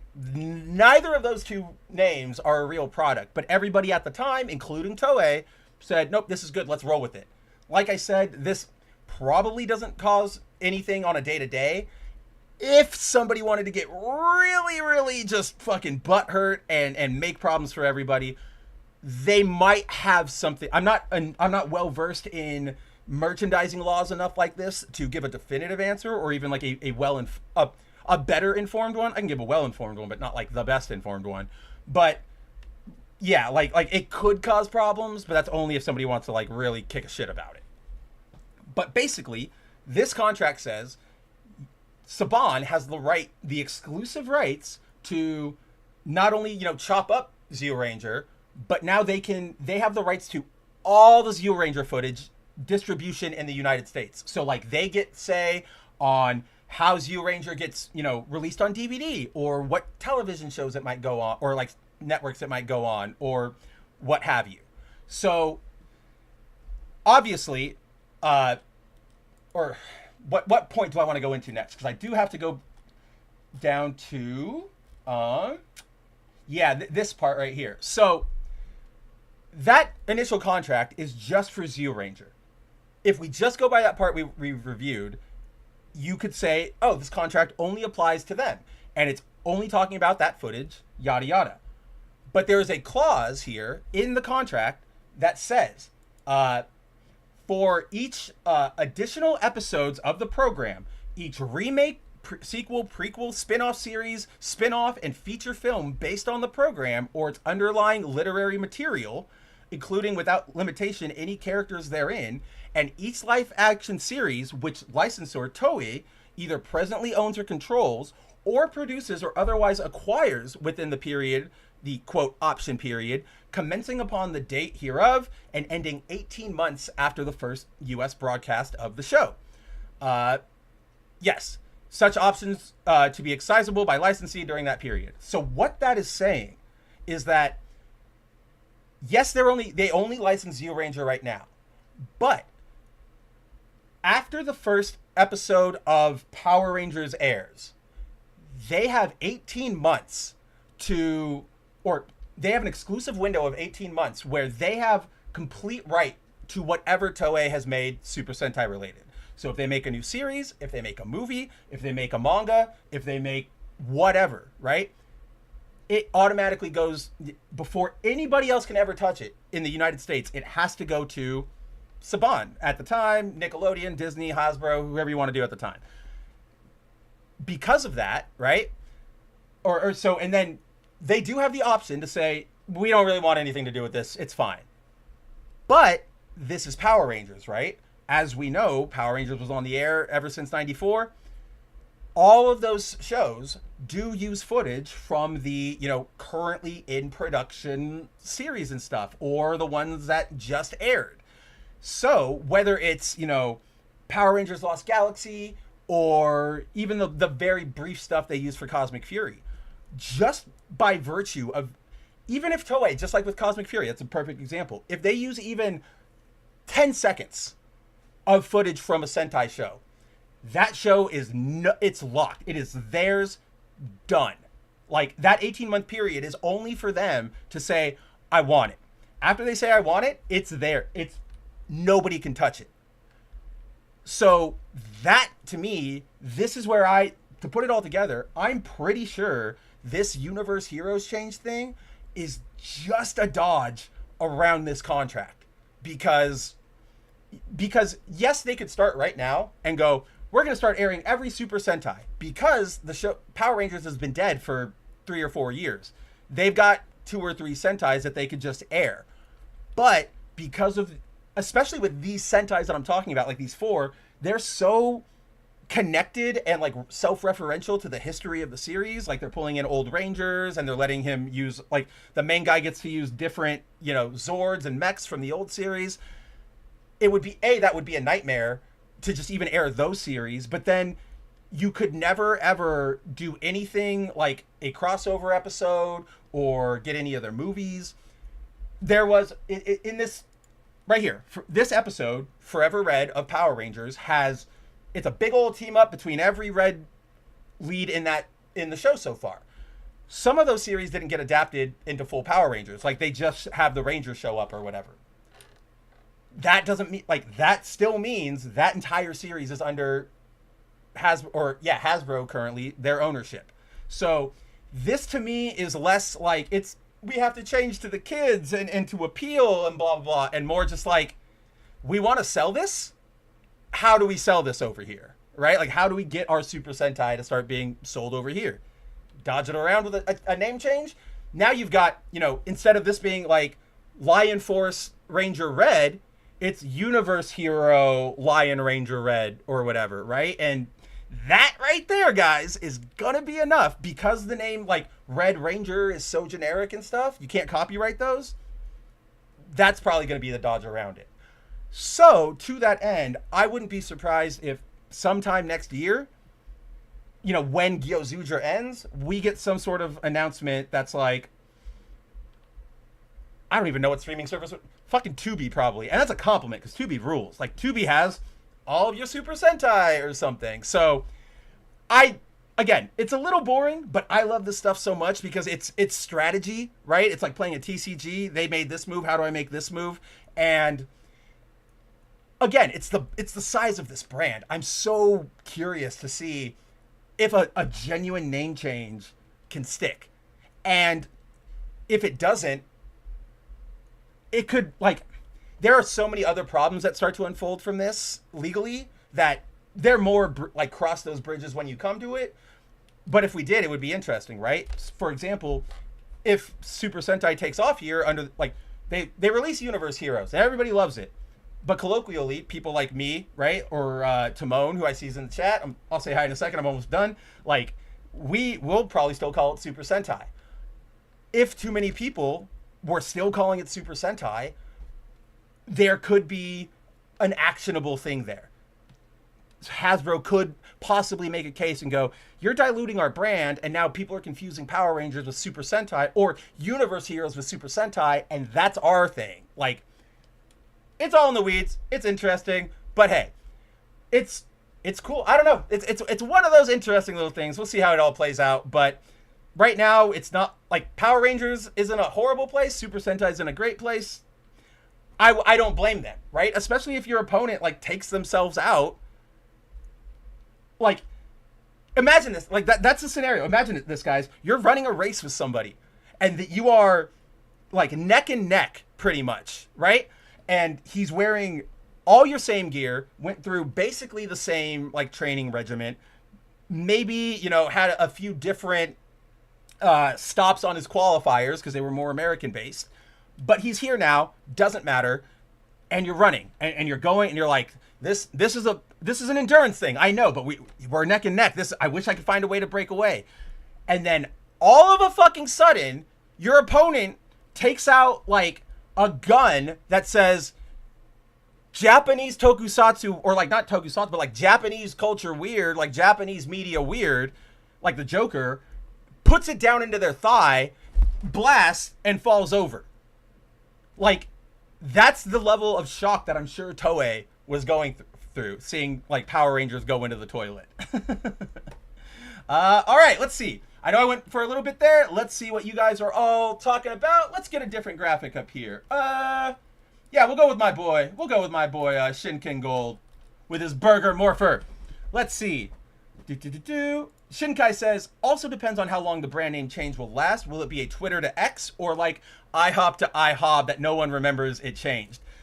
That's the thing, is like, if they do this, it can't be, like they could never go back on it, right? Because then that's just going to get into so much more legal weeds and people going, well, that was Super Sentai. And so like Hasbro could, I don't know the merits of the case, but they could theoretically file and go, you know, you changed it to Universe Heroes and you released 2 series or whatever, and then you went back to Super Sentai. But in that 2-season period, you didn't really like differentiate it. It's still pretty much is Sentai. You violated our contract, now give us money, right? Like, things like that could happen. This will be one that has to stick no matter what. And so it'll just become a preference. What do you want to call it, right? Like, oh gosh. What is that? I already forget the Japanese name of that. Hold on. So, for example, right? The manga Go-Go Loser Ranger. That's how it's localized here in America. In Japan, it's just called Ranger Reject. And obviously it's like we're playing on the Power Rangers thing, but yeah, see, like name changes are weird, but they have to stick. Like they have to stick, and then it's kind of up to the fans, right? Nerdigans and I still call that show Ranger Reject. Everybody else and their mother calls it Go-Go Loser Ranger. It is what it is. No, absolutely not. Andrew says, I will tolerate no G Gundam disrespect in my presence. 0 disrespect to G Gundam. I love G Gundam. Like, I've loved it forever. It's always been so weird to me. It wasn't until like the last 5 years that I discovered there's a really big section of like Gundam fans that fucking hate it. And I was like, why? And sort of, you know, to a foil variant point here, Andrew, they're like, it's not Gundam. It's not, you know, the war stories and the grit and the like more mechanical mecha, like robots. It's shonen. It's okay, you're right. But that's it. That's what it sold itself as. It's its own spin-off. Like Mobile Suit Gundam? No. Mobile Fighter G Gundam. Like, I don't know. I can get that you don't like it. Fine. But to say, like, I it's the worst, and we should all reject it because it's not mainline. That's insanity to me. Like it just doesn't. Why do you hate fun? Why do you have to be so fucking negative all the time, right? To borrow a phrase from Family Guy.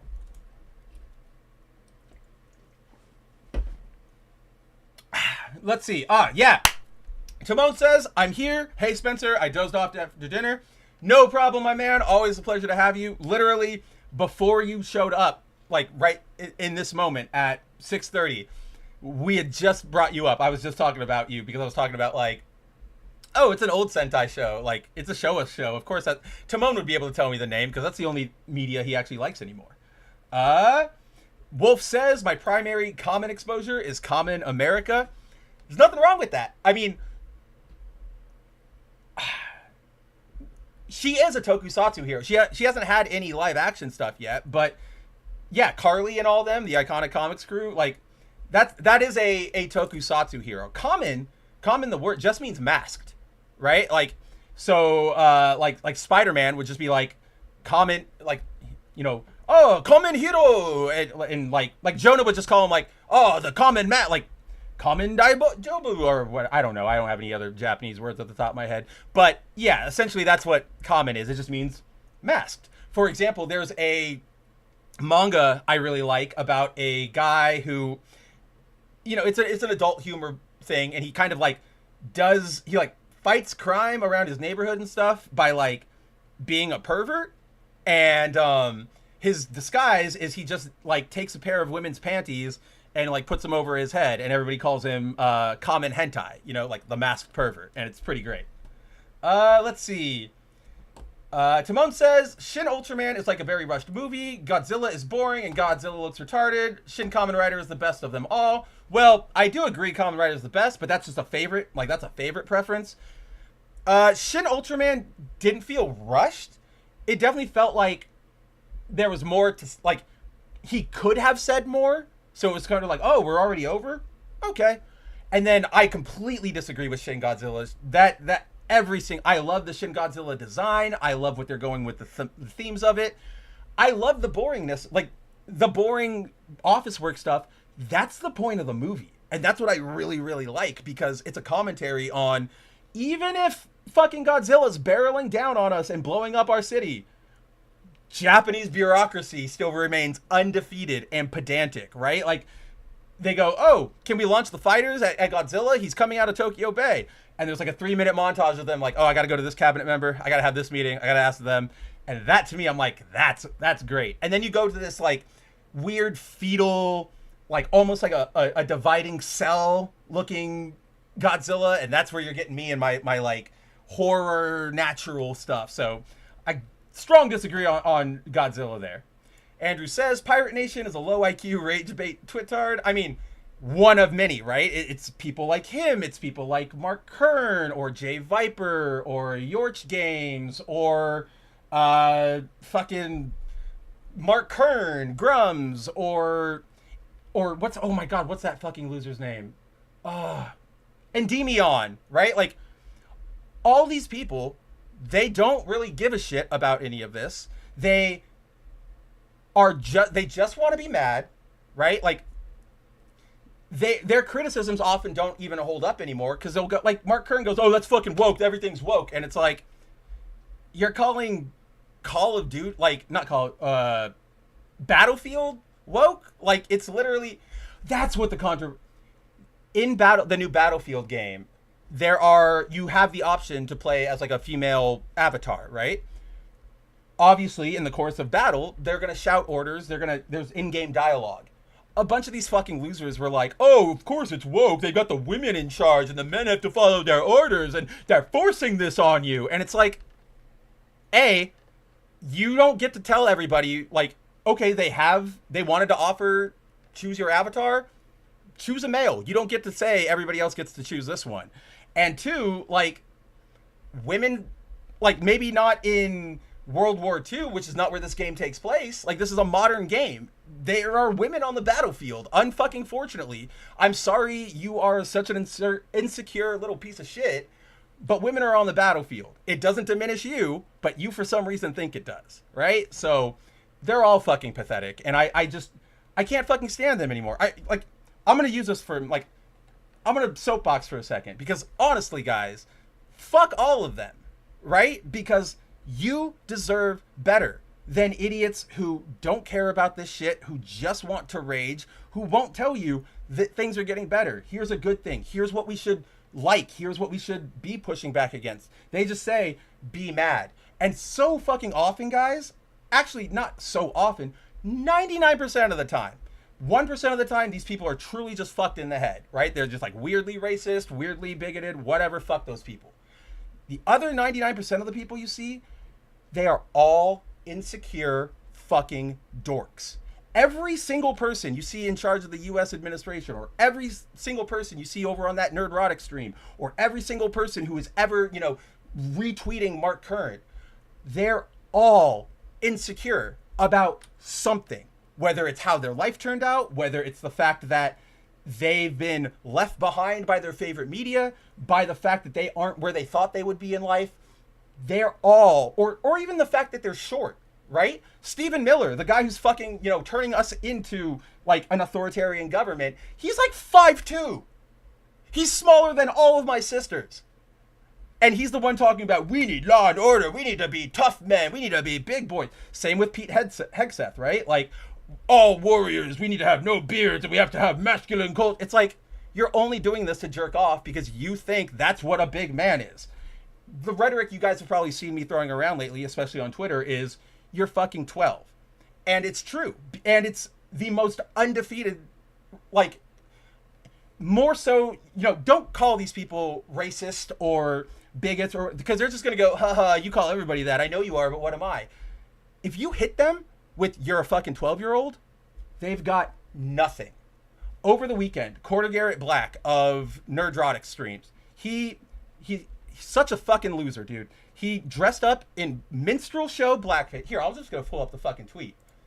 I can't believe I forgot that this happened between our shows, so it's like, oh yeah, we should probably talk about this.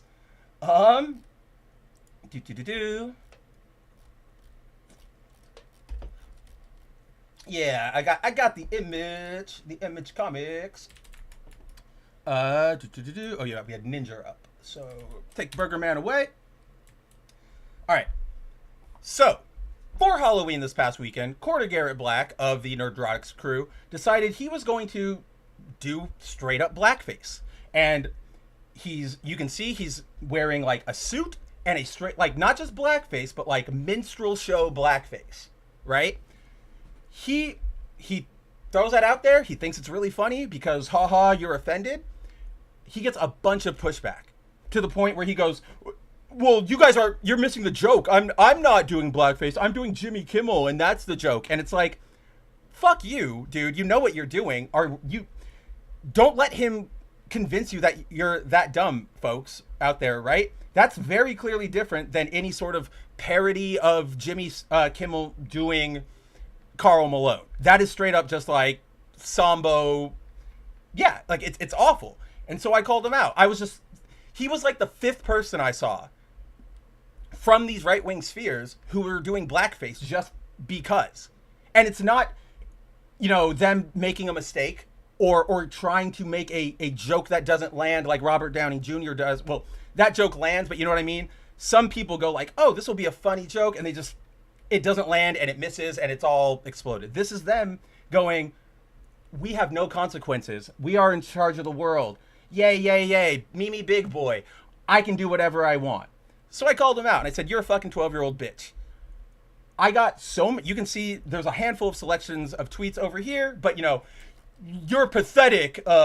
Your life revolves around children's comics. Leftism is a mental illness. Whatever you say, kid. Please fuck off back to Reddit, you limp-wristed faggot. Gonna cry. Like, all of this. All I did, I would retweet them, and there's an image. Here, I have that around here, too. We will find it. It is... Where? Oh, it's in the other window. My favorite image on the internet right now, right? It is this from very important lawyer over on, I believe this is Blue Sky. I'm not entirely sure, or it might be, Yeah, I think that's wherever he's posting this. He says, quote, working on a new unified theory of American reality I'm calling Everyone is 12 Now. I'm strong and I want to have like 50 kids on a farm. Of course you do. You're 12. I don't want to eat vegetables. I think steak and french fries is the only meal. Hell yeah, homie, you're 12. Maybe if there's crime, we should send the army. Bless your heart, my 12-year-old buddy. Right? Like, that. This is kind of like where these people are. They're not rebels. They're not any of this. They are children who, like, I talk about this all the time with Andrew. There are lots of reasons that we should feel pissed off or upset with, the way our government turned out, with either party, or what's happened to our franchises in recent years. But, like, they just kind of put their foot down and say everything's changing and I refuse to change with it, and it shouldn't change. And it's like, that's not an adult. That's throwing a little temper tantrum because you're a fucking 12-year-old. You're insecure about the fact that nobody likes you. There's a quality about you, whether it's your personality or the way you act, like, nobody likes you. And instead of understanding, like, okay, how can I improve? How can I be better to the people around me, right? Not how do I make them like me, but how do I just be a better person? How do I contribute to the world? How do I go to bed every night knowing that what did I do? Did I make people cry? Did I make people, like, feel shitty in the slightest? Or did I try to make the world a better place? And so, like, they don't, and they just go, no, you have to like me. You have to do this. And it's just, I'm done. Like, I refuse to let our fucking country, our fucking culture, our fucking hobbies be overrun by 12-year-olds, right? Like, yes, guys, I love media for kids. I love things for, I love Kamen Rider. I love Pokemon. I love DC, Marvel. That's okay. I'm not freaking out about it. Yeah, things have changed. Some of it for the worse, but some of it for the best. Like there's been really cool things lately. Amazing covers at the very least. Amazing turns for some of our characters, right? Like, I really like what's going on with Kyle right now. They finally remembered he was a White Lantern. But, yeah, like, you just fuck these guys. Like, this is not a way to live. And if you're looking to these guys as thought leaders or anything admirable, that completely says more about you than everybody around us. Yes, guys, you know that I covered, for Bounding into Comics, just as much as I cover right-wing craziness, I cover the left-wing stuff. But there's you're, like, the level of, like, I want, so many of these assholes in the lead up to Trump being reelected were like, I really only care about freedom of speech. It should always be respected. Second Amendment should always be respected. Blah, blah, blah, blah, blah. Blah, blah, blah, blah. No cancel culture. And now the second they're in power, they're going, absolute Batman is beating up a white supremacist, even though it explicitly gets into it in the book about why it's not just a Tumblr screed. Like, grow up and get the fuck away. Like just shut the hell up. Right, exactly. You don't have to turn into an insufferable shithead just because our entertainment has been disrespected. And even more to the point, I've been bringing this up for ages. It accomplishes nothing, guys. Things like, send the military in to beat up protesters, or, shoot anybody who tries to cross the border, or, like, that's, what was the point I was trying to make there? It's, you don't have to turn into insufferable shithead just because our entertainment has been disrespected. I had a point there, and I was getting to it, and it might come back. But at base, Andrew is correct. Man, what the fuck was I trying to say? Got it. Okay. Even if, right, like, all of our stuff has been disrespected, of course. But just like with those examples I just gave, it might feel good to shoot, a protester, or to beat up, a blue-haired liberal kid like all these losers talk about. But what does that do? It only satisfies you in that moment with your base urge. Once you step away from that exact moment in time, that 30 seconds where you're beating them, where you shoot them, you have a reputation, people are going to look upon you and go like, what did you do?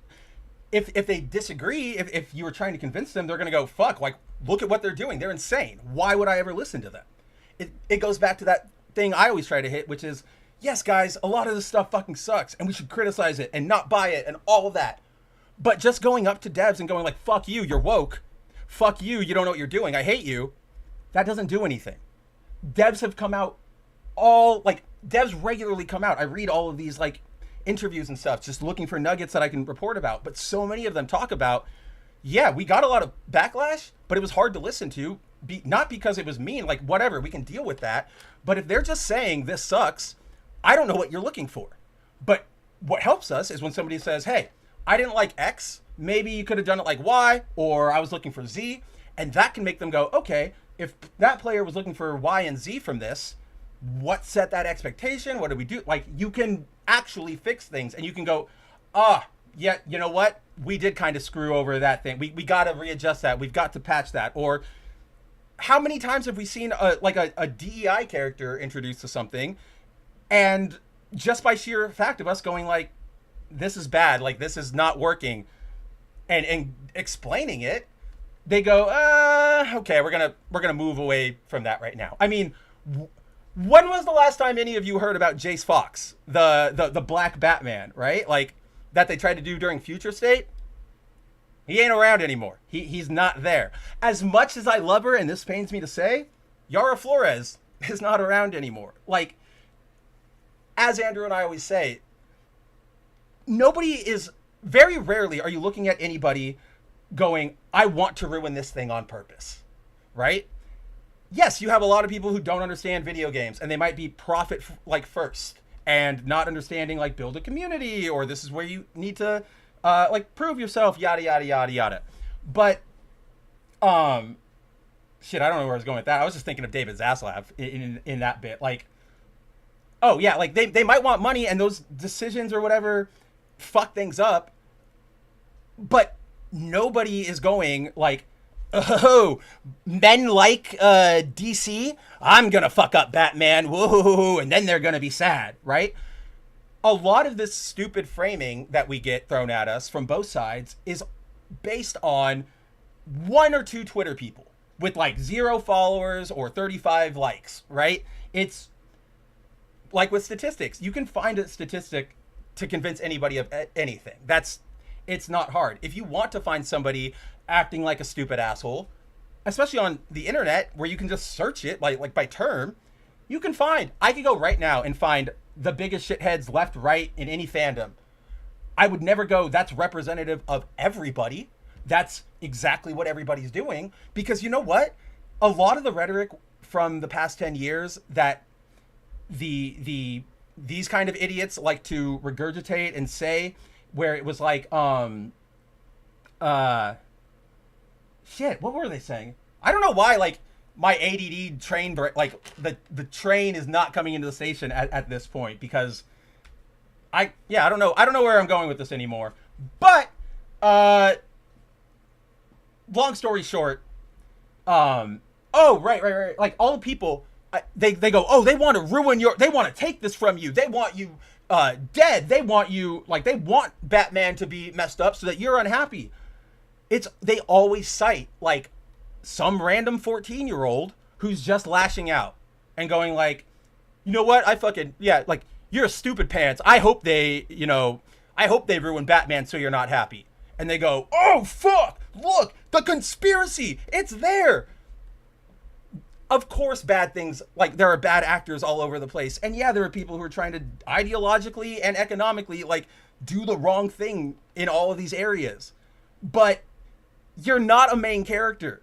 You are not, Corey Garrett Black here. He's not some fucking truth teller. He's not going to go down in history as a brave free speech warrior. Everybody's going to look at this now for the rest of his life and go, you're a fucking moron, right? Because we all know this is bad. So don't fall into the trap of agreeing with these guys, of falling into their rhetoric, because all of their success, all of their attention is predicated on you being stupid. They know this is wrong. They expect you they expect you to either not think it's wrong or think it's wrong and still do otherwise because you're on their side. And it's just complete horseshit. You all deserve better. You don't need any of this. You should be having fun. Like Zero, right? Playing Shantae. Do that instead of, giving a shit about what any of these people say about our hobbies. Get worried when it's people like EA CEO talking, or, who's around anymore? Like Shigeru Miyamoto, if he's like, oh, we're going to start price hiking. But be smart, guys. You deserve better. You deserve happiness and peace, right? Like, you shouldn't be waking up, and nobody should be setting the expectation for you that you need to wake up and be fucking terrified of everything and everything is out to get you. That's not a healthy way to live. And it's main character syndrome to the max. And I want better for you guys, right? Like, I want better for all of us, for our society, for our hobbies. Like, we're seeing so much positive change, for lack of a non-gay term, across everything. For example, there's a new toy company that I've been talking about forever, right? Or not forever, but recently, called Blockies. And they are a brand new model kit company. This Hatsune Miku right here, with like a bunch of accessories as I'll click on, she's only like $45, right? Let's see, where is the price on her? She had a price. Maybe I have to, oh yeah. Oh, she's 58, but still, $60 for this level of a model kit where everything is detailed, it's painted, you have a zillion accessories. Like, we all complain that things get expensive, and here's somebody delivering what we're looking for. Like, this is positive, this is awesome. Over on Foil Variant, Andrew hated Superboy Prime. He hated him for years, and now, just in the last couple months, thanks to Williamson, he's on board the Superboy Prime. He referenced him independently without me saying shit over on Comics League earlier this afternoon, right? Like, in terms of video games, it's not a lot, right? Trust me here, it's not a lot, but the new Pokemon game has improved. Like again, we all want to see it further, but the fact that they're even changing after the last couple gens where they were really adamant about not budging shit, things are getting better. But of course, if you listen to these guys, they're going to go, oh, but they have a DEI department. Oh, but there's a woman at the head of their, this sector. What does that mean? It doesn't mean anything unless you just think that they inherently, for being a woman, for being, Brazilian or Polish or Japanese, you inherently just think they aren't capable of it, and that makes you worry, right? Like, that, we deserve better, you deserve better, and we can make it better. And so that's just I wanted to get on that soapbox really quick because fuck all those people. And more to my point, I hit all of them with that you're just being 12. All of them, nobody replied.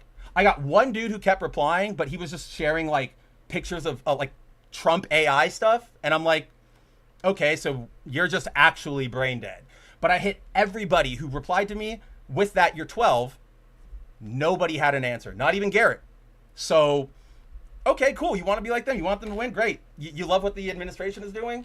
Enjoy fucking Lord of the Flies, all right? The rest of us adults over here are going to go build real houses and start brewing alcohol, and none of you can have, we're going to have fun, and fuck all of you. All right, that was a while I went. I know, I'm sorry, guys. I had to jump in there. Let's go back.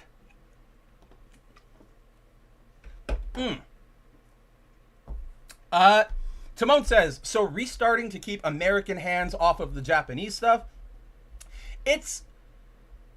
I guess you could see it that way. That, you know what? That was an angle I wasn't even thinking of, genuinely, Timon. I was just more thinking, even though it is sort of like, it is the same thing. It's related. I was more thinking of the like, they want to just get around that legal stuff and start selling their products. But I think you're onto something there. Yep. Andrew's going back to the whole thing where I was talking about like you can't copyright Red or Ranger or any of that stuff. Yeah, it's like trying to copyright a scientific term, like, I don't know, blue shift or the Doppler effect. Yeah, I think I might know somebody who recently had to go through that rigmarole with one of those specific terms, so I might ask him, but pardon me. Yeah, guys, typically, again, every legal thing I talk about or we talk about or you ever read, you should dig into before you make like before you use it for your argument, because these things can always be, there's always fucking loopholes, right? You can't copyright very generic terms, right? If there like if I could, theoretically copyright, like if I made it like one word, let's say like Blazing Hero Ranger. Okay, that is a specific thing you're talking about, is that specific like superhero. You can roll with that. I could not just register I couldn't just register the copyright of, like Burning and Ranger, because those are two generic terms that can apply to any number of things and just doesn't make sense. You know what I mean? Because if I get the copyright to Ranger, well, now I can sue the fucking U.S. Forest Services. I can sue Pokemon. I can sue I can sue Ranger Reject if I wanted to. So there, you have to avoid common terms, but you can copyright things like Super Sentai or Universe Heroes. Usually, like clicking the words together can help. Shinkai says, the wording reminds me in some annoying naming, like this is a harpy or insert archetype here, even though text says harpy. But if it's good for the brand, then whatever. Oh, yeah, where it's like, I know what you mean. It's like, I was just watching something. It's like in there was some zombie thing I was like watching or like listening to, and they had some specific term for the zombies, but then like also kept calling them zombies. And I was like, I know you guys are just getting around like legal things here, but okay, but also come on. I know what you're doing. The only Gundam that can be rejected is SD Gundam. What? What is wrong with you people? Like the Super Deforms? I love those guys. I love those little fuckers. Like their model kits are super fun too. Their little chibi model kits. Hey, that's not a racism on my end, okay? I'm allowed to do it. That's okay for me. I'm looking out for the rest of you. Let's see. Wow, I've never seen this opinion, and I'm actually surprised it's coming from Zero. Zero says, but G Gundam sucks. GQ, or G Cux, is much better. I disagree, of course, with the G Gundam thing. I do really like GQ. I've never seen anybody go like, fuck G Gundam, hell yeah, GQ. It's cool. Like, it's not a bad thing. I'm genuinely just like, whoa, never seen that out in the wild. Especially because it's a newer show. It's got the female lead. Everybody's crapping their pants or whatever. But I really liked GQ. So, you know what? Pat yourself on your back for your Mav level taste there with your contrarian taste. I mistook G Gundam for G Witch. Disregard. Okay, never mind. I take back that pat. Never mind. That sticks with me.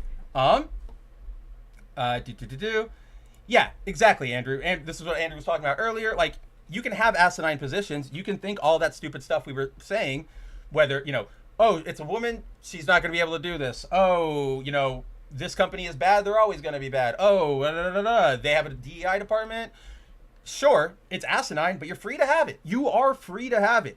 But at the same time, guys, you have to these people have to realize, we all have to realize, it's part of growing up and being in a society, is you can have your asinine position, but you have to recognize it's asinine. And that's if you do, good on you, but also you can't expect the rest of us to not treat it like it's asinine, right? Sort of like, people out there do like the Flash movie. I know they do. I've seen it I've seen people on the internet. We all here would probably go, "You're fucking crazy." Like, no, and we would make fun of them if they were in front of us. We wouldn't, we're not saying they're a bad person. We're saying that's a crazy taste in music or like in movies. But there would be nothing wrong if they started going like what's the example here? It's like farted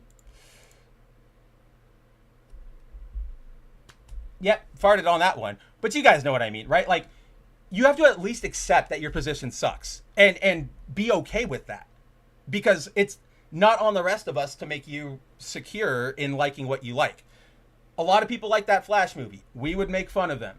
They would, that's, they could say like, dude, you're taking like way too far. Like you're being mean. And we could go, okay, maybe we are. But if they started going like, I like this movie, so it's a good movie and you can't talk shit on it. It's not how these things work, right? Like your opinion doesn't get to change everything else. And as long as you can accept that, there is nothing wrong with that. But you also need to understand, if you have a shitty position like that, people are going to treat you shitty. You can have it, but we also get to have an opinion on it.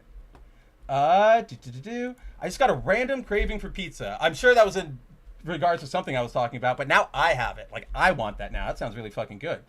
Yep, talking about Black Batman.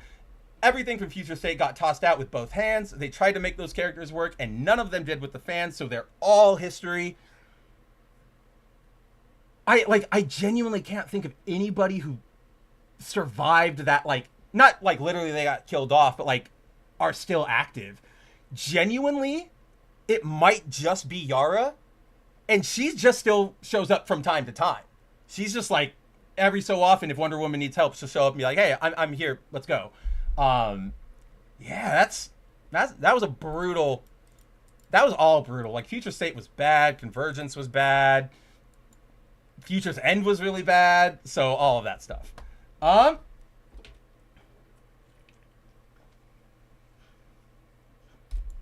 What are you talking about? I never said you were siding with Garrett. What are you talking about? I don't know what you're talking about. But Zero does say, I think too many people are trying to be edgy boys for clout and attention.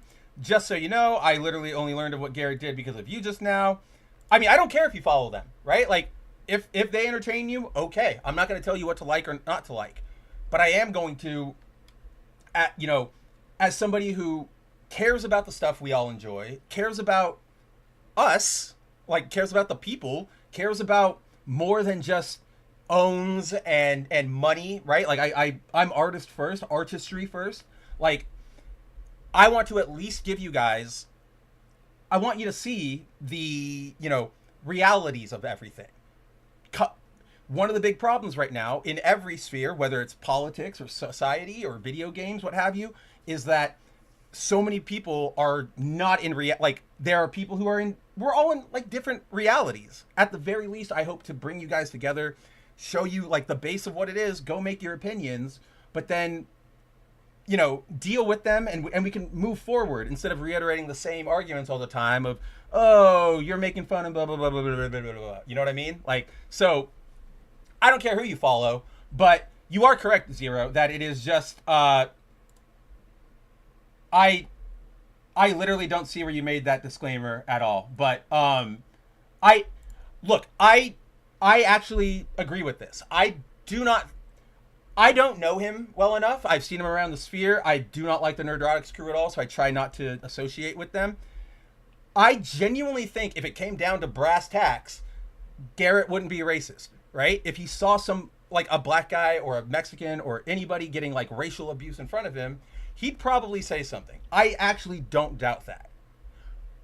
But that's kind of to the point, is that if I know that about you, then if that's how likely we all believe that's what you put forward, like, then you doing this is just, I'm 12, like, did you get upset? And that's even more pathetic, right? Like, a racist is a racist, and maybe they have, they took the wrong lessons from things growing up, or we could see how they got there, even if it's not right. But with that's just being childish. That's, oh, okay. You just wanted to go neener, neener, neener. There was nothing past that. All right, fuck out of here. Superior Defender Gundam Force, which is shortened to SD Gundam. Okay, I know which one you're talking about. Yeah, no, I like the super deformed ones. Those are my little guys. Yeah, exactly. See, I have an asinine position, which is that I'm always correct, and that G Gundam is a great series, and that everybody should read it. But I don't know. This is a positive one. This is a bad example, Timon. No, but you are right. Zero, stop, dude. Like, I'm trying to tell you this. It didn't come across here on the chat. I didn't see it. Stop. This isn't about you, right? Like, I'm not sitting here going, you're defending them or anything. Just chill.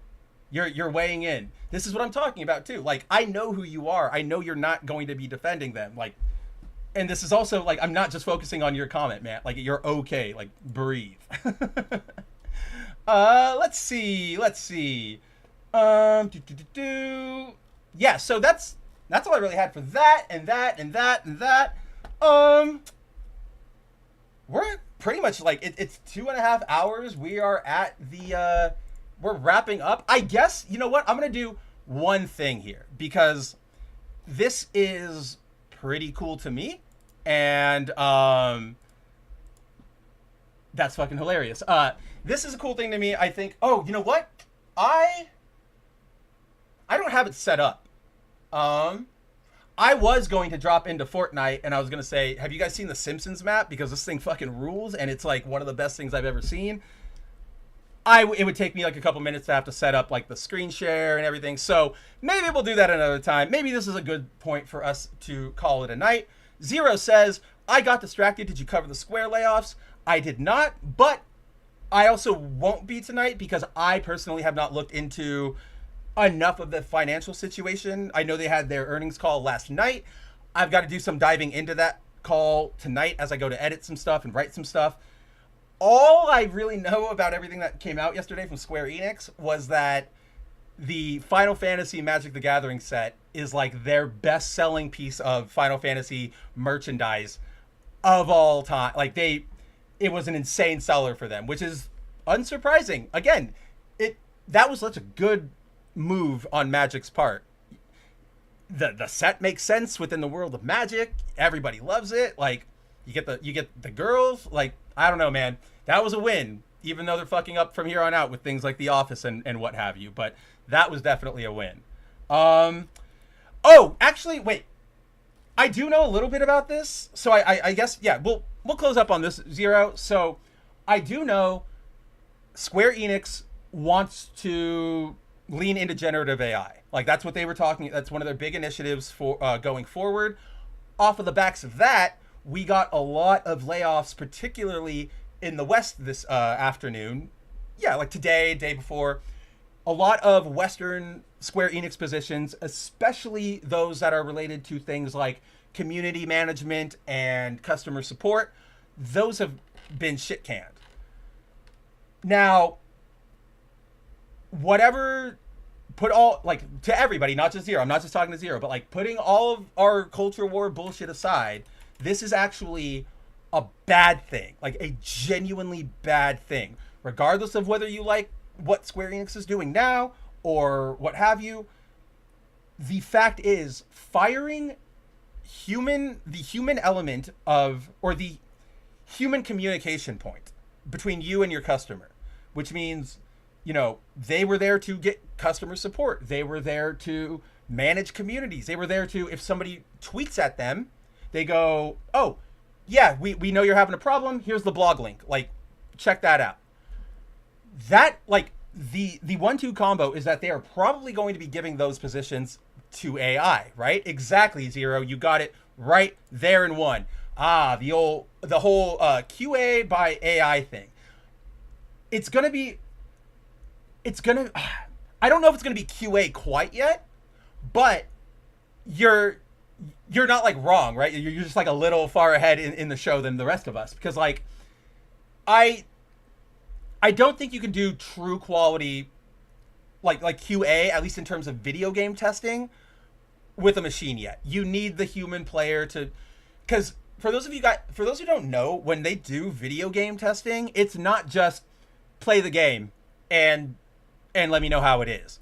Your instructions are basically break this fucking build. Like, I want you to, you know, try and wall jump. I want you to do all these things, run into that corner. Like, I want you to look for, like, make or force or whatever a problem in this. So I think we're going to be human there for a little longer.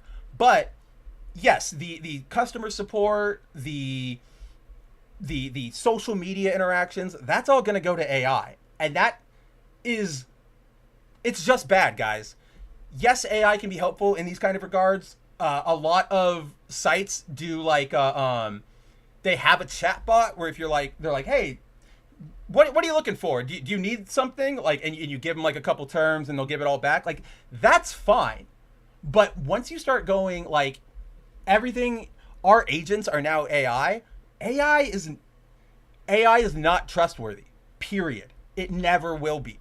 And if you're not reviewing these things by hand, we are inherently in a bad place. For example, I just read a story today where a young woman was accused of plagiarism by one of her professors. She had written like a big term paper, and he came back and he said, I ran your essay through an AI detector, and it said all of these, like all of this was blatantly ripped off from these 3 other studies. I'm going to fail you, and there's going to be, judicial review. Or, not judicial, academic review. That's what I was looking for. We're going to do academic review. This young woman took like her essay. She was like looking for help. She went to like another lawyer or something, and they ran it through the same tool, and they got the same results. And the lawyer went, none of those sources exist. The AI just said you were lying. Like they made up those sources and then accused you of plagiarism, right? So like, even if these things are good, like there are some good ones, like, or not good, but there are some like well-built ones that can function. Even those are going to, you can't trust them. You just can't. And so, we run into the possibility of like everybody's just going to get bad info, right? Because just look at Grok now. You can ask Grok about anything and it's wrong 98% of the time, and a lot of that has to do with the fact that Elon is just a little baby who goes, oh, it didn't give me the answer I wanted. I'm going to make you give me the answer I wanted, right? Like you can't trust this. So you're going to start getting really bad info being put out there. But then, how do I put this? This next, this is an anecdote because I saw it earlier today and it fucking broke my heart. There was some YouTuber, I don't know who he is, he's a big one, don't ask me, that's what he was saying to the YouTube account. Like, hey, my channel's been disabled, I have no idea what's going on, we went through all these steps, please, fuck it, this is my life, what do I do? And he was tweeting at the team YouTube account, all a bunch. And, he kept getting the automated responses. And then he was like, please, for the love of God, just one human, any human, talk to me. And he got a reply from YouTube that was like, hey, human here, you're good. We've got you. We'll be looking into it. But let's see if I can find the actual, call out. Yeah, there it is. I'm going to pull this up over here in the right window. Oh, am I on the right window? Let's see. Let's see if I'm on the right window. Or no window. Okay, Firefox just decided it didn't want to do anything. There we go. So, earlier today, or I saw this earlier today. I guess it probably happened yesterday, going by the dates. Yeah, this guy's like, hey, maybe not a big YouTuber, but he's somebody asking for help. And he's like, hey, can anybody help, please? Can a real human assist? And the page goes like, hey, human here. If you need help, check this out. But then you look at what it was sent from, and it was an AI contact platform, which means nobody's going to review your stuff. If you get fucked by YouTube's algorithm or Twitter's algorithm or whomever, nobody's going to want to review it unless you Karen the hell out and you I don't know, threaten to fucking Thanos their family. That's the only thing I can think of. It's bad. This isn't good. This is objectively. I'm not the kind of person who's all AI should be dead. Well, I wish that was the case, but it's not going to happen. And so with that, I'm of the understanding that there are things that AI can definitely help with. For example, I have found it super helpful when I need to transcribe this comic book page. I could sit here and try to do it by hand with a bunch of typos, or I can feed it into ChatGPT and say, hey, can you transcribe this? Boom, it's there. That kind of information processing stuff, I'm all for it. With creativity stuff or human interaction stuff, the AI is objectively bad, and it's just going to deteriorate everything, right? Like it's and it's not like these people aren't adopting AI. Like Square's not adopting AI because they think it's the coolest technology. They're not like, holy fuck, this is the future of like, this is what Midgard should have been, right? In Final Fantasy VII. They're legitimately just like, okay, we can save $5 a day by firing all of you and having people chat with a bot, right? And it's the only real solution is to make a competitor.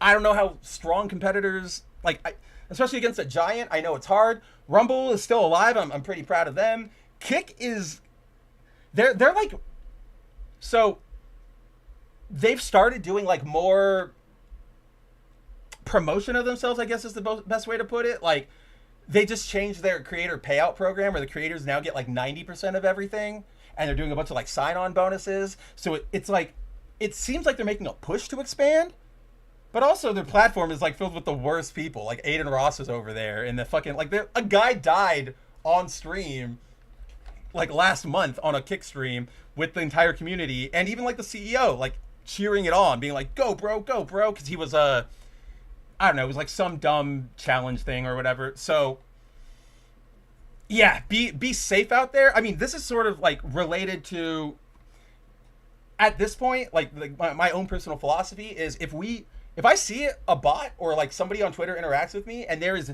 zero sort of like original unique information about their profile, I automatically presume you're an AI or like an Indian, like scam botter. And so like and if you operate like that, you'll find that you're going to be happier, guys, because you don't need to like delve into everything. That, trust me, that's something I have to work with all the time, is like I see all this shit and I get like, what is wrong with humanity? Like, fuck, like where did we go wrong? And then I have to remember like, okay, 90% of these guys are probably fucking bots. And you go, it's like, yeah, like it's pretty easy to pick out bots, especially for folks who are, as informed and educated on how to use the internet as all of us are here. But yeah, I guess we'll leave it on that sort of a darkish note, which is beware AI. It's not, Satan, but it can lead to some very like detrimental effects on all of us. And yeah, I think that's probably where we'll call it for tonight. I ain't got anything left to say. I'm getting a little hungry. Let's see. Oh, I wanted to address this. Yeah.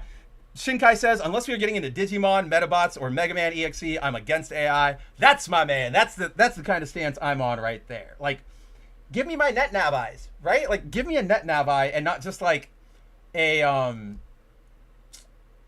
yes man. That's what I was looking for. Like, I don't want something that'll just tell me I'm the best and all my ideas rule and yada yada yada. Like, yeah, whatever. But or yeah, you guys know, not whatever. You guys know what I mean. I just lost my train of thought there.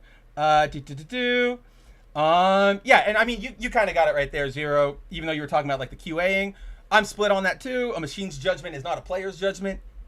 Exactly, right? And machines don't have that like sort of out of the box thinking that we might, right? Like we'll walk by a wall in a box, and even if it might just have like one little pixel or like one thing off, and we go, what, can that do something? Can I use that to glitch out, right? Like an AI probably wouldn't necessarily do, it would be going off of, because you would have to train an AI, right? You would have to train it on past things. So then when you go like QA a first person video game, a shooter, they'll pretty much QA it according to what they were trained on. They're not like all the past QA footage and stuff. They're not going to be able to come up with a new one and go, this is how I can break this specific game, because they have no idea of video game and the soul sense of it. You know what I mean? Yes, that's kind of where I'm at, Timon. Yeah, FAQ sections could be a bot, but at some point you should have a person there. I'm okay with like, that's sort of what I was getting at a little bit ago with like the chat bots. Like my bank has one, Amazon has one, one of my doctor's offices has one. And that one's like those are nice where they're like, how can I help you today? Like, what do you need? Like, what are you here for? And it's like, do you need a refill? And then they'll guide you, and they're like simple for like tasks like that. I think they're pretty good, and we should have them. But then exactly, Timon, like you've always got to have, just in case something goes wrong, just in case I'm not getting through to the AI, right? Like, have somebody there. But corporatism will slowly choke the life out of all of us, and all we can do until then is enjoy ourselves, play some fun video games, read some fun comics, hang out with people you like, hang out with me every Friday night here for the good, the mad, the ugly. Oh, speaking of, that was one of the main things I wanted to address here before we signed out for the night. Scheduling update. This is going to be a quick little, just an update. So, starting next week, Bounding into Comics, we are undertaking a new streaming schedule. We are currently trying to build a community section to Bounding into Comics. So in addition to the news, we've got a forum up right now that you guys should go join, where we can talk comics, all that sort of fun stuff, because that's sort of where the internet's going now, right? Like, social media is an asshole cesspool of AI bots. If I really want to talk to people, we're going to have to start going back into these, like, gated communities, essentially. So we're trying to build that right now, and as part of that initiative, one of the things we're going to be doing is upping our streaming, like, shows and stuff, or like our streaming schedule. Bleh!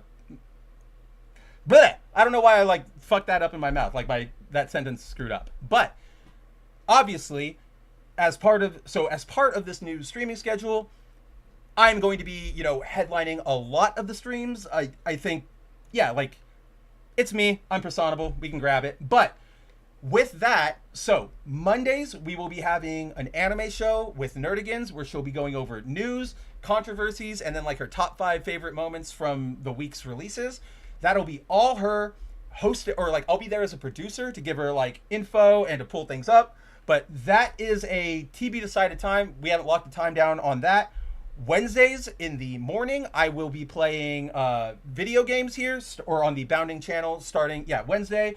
We'll be playing video games. Often I'm going to be aiming for the newer releases so we can like dig into things that people might be talking about and all that fun stuff. There is a show that Cider and I want to do, which will be him and me, watching sort of like a live book club for tokusatsu, mostly Kamen Rider, Sentai, that sort of stuff. Why does that all matter right now? Because on Friday, we will officially be moving as part of this whole initiative. I have been asked to move my show over to the main Bounding into Comics channel. So, starting next week, Good Mab Ugly will be on Saturdays in the afternoon. It will be broadcast mainly to the Bounding into Comics channel. I do believe I got to set up like multi-streaming, right? But I'm pretty sure I can stream to both this channel and the Bounding one. So theoretically, you guys don't have to do anything. You can just stay here, click in and watch through the Kabuto Studios channel. But yes, we'll be having a slight scheduling change. I think I'm aiming for, I think it's like 2 or 3 on like 2 or 3 p.m. Pacific time. Saturdays, we'll have the exact same show as we're having now. And hopefully that can help Bounding grow. And if it doesn't, maybe we'll pick up some more friends to hang out with us in our weird little community here, right? Speaking of, Discord link down below. Follow me on Twitter, boundingintocomics.com, every day for new news. Thursday nights, foil variant with Andrew, intellectually honest comic book talk. Go get Ripazine number 5, Andrew's debut. It's coming out soon. It's down the pipe. And guess what, guys? Guess what I'm gonna recommend before we sign off? Final Fantasy VII Rebirth, because I'm still making my way through it, and this game is so, like, it's, okay, first of all, this game's great. Second of all, it's like giving me, like, Yuffie as an actual character, and I might cry. Third, I downloaded a mod that turned all, like, the battle sounds, the menu sounds, and the combat, like, music, or the fanfare music, into the old school PS1, like, sounds, and let me tell you guys, I don't think I've smiled out of pure joy like this hard in a long, like, I beat an enemy, and then when the match was over and their like bodies were fading away, they, you hear the FF7 like the like, and I just grinned like the biggest fucking dork. So definitely check that out. Yep, I know you'll never play it, Timon, but I'm glad to see Oh, did you already play it, Zero? Oh, no, you haven't. You just want to talk about the story. I gotcha. Well, you all should play it, because Yuffie is there, and she's the best, and I love her to death. But, enough about me and my waifuism. Guys, thanks for hanging out with me tonight. It warms my heart to know that people out there still care about positivity, about not buying into this bullshit. I believe in you.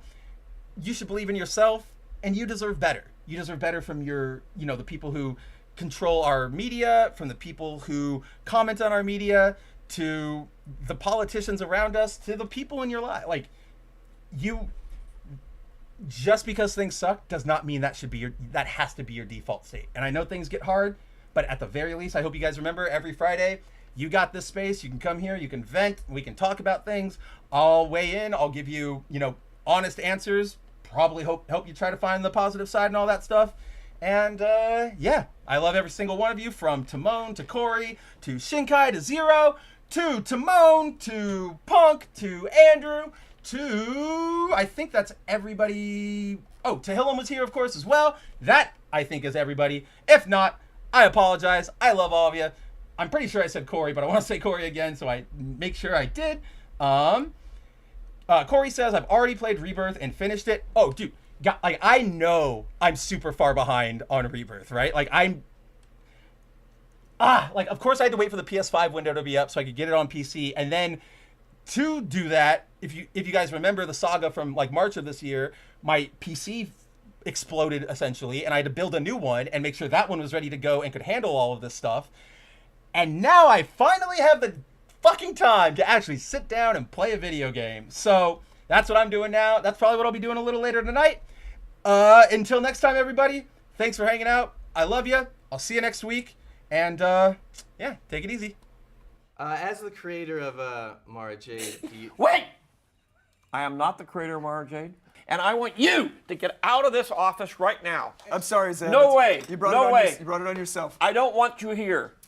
I'm so Out. sorry, George. I didn't think it would go like this. Out. Ted, I got your voucher. Out!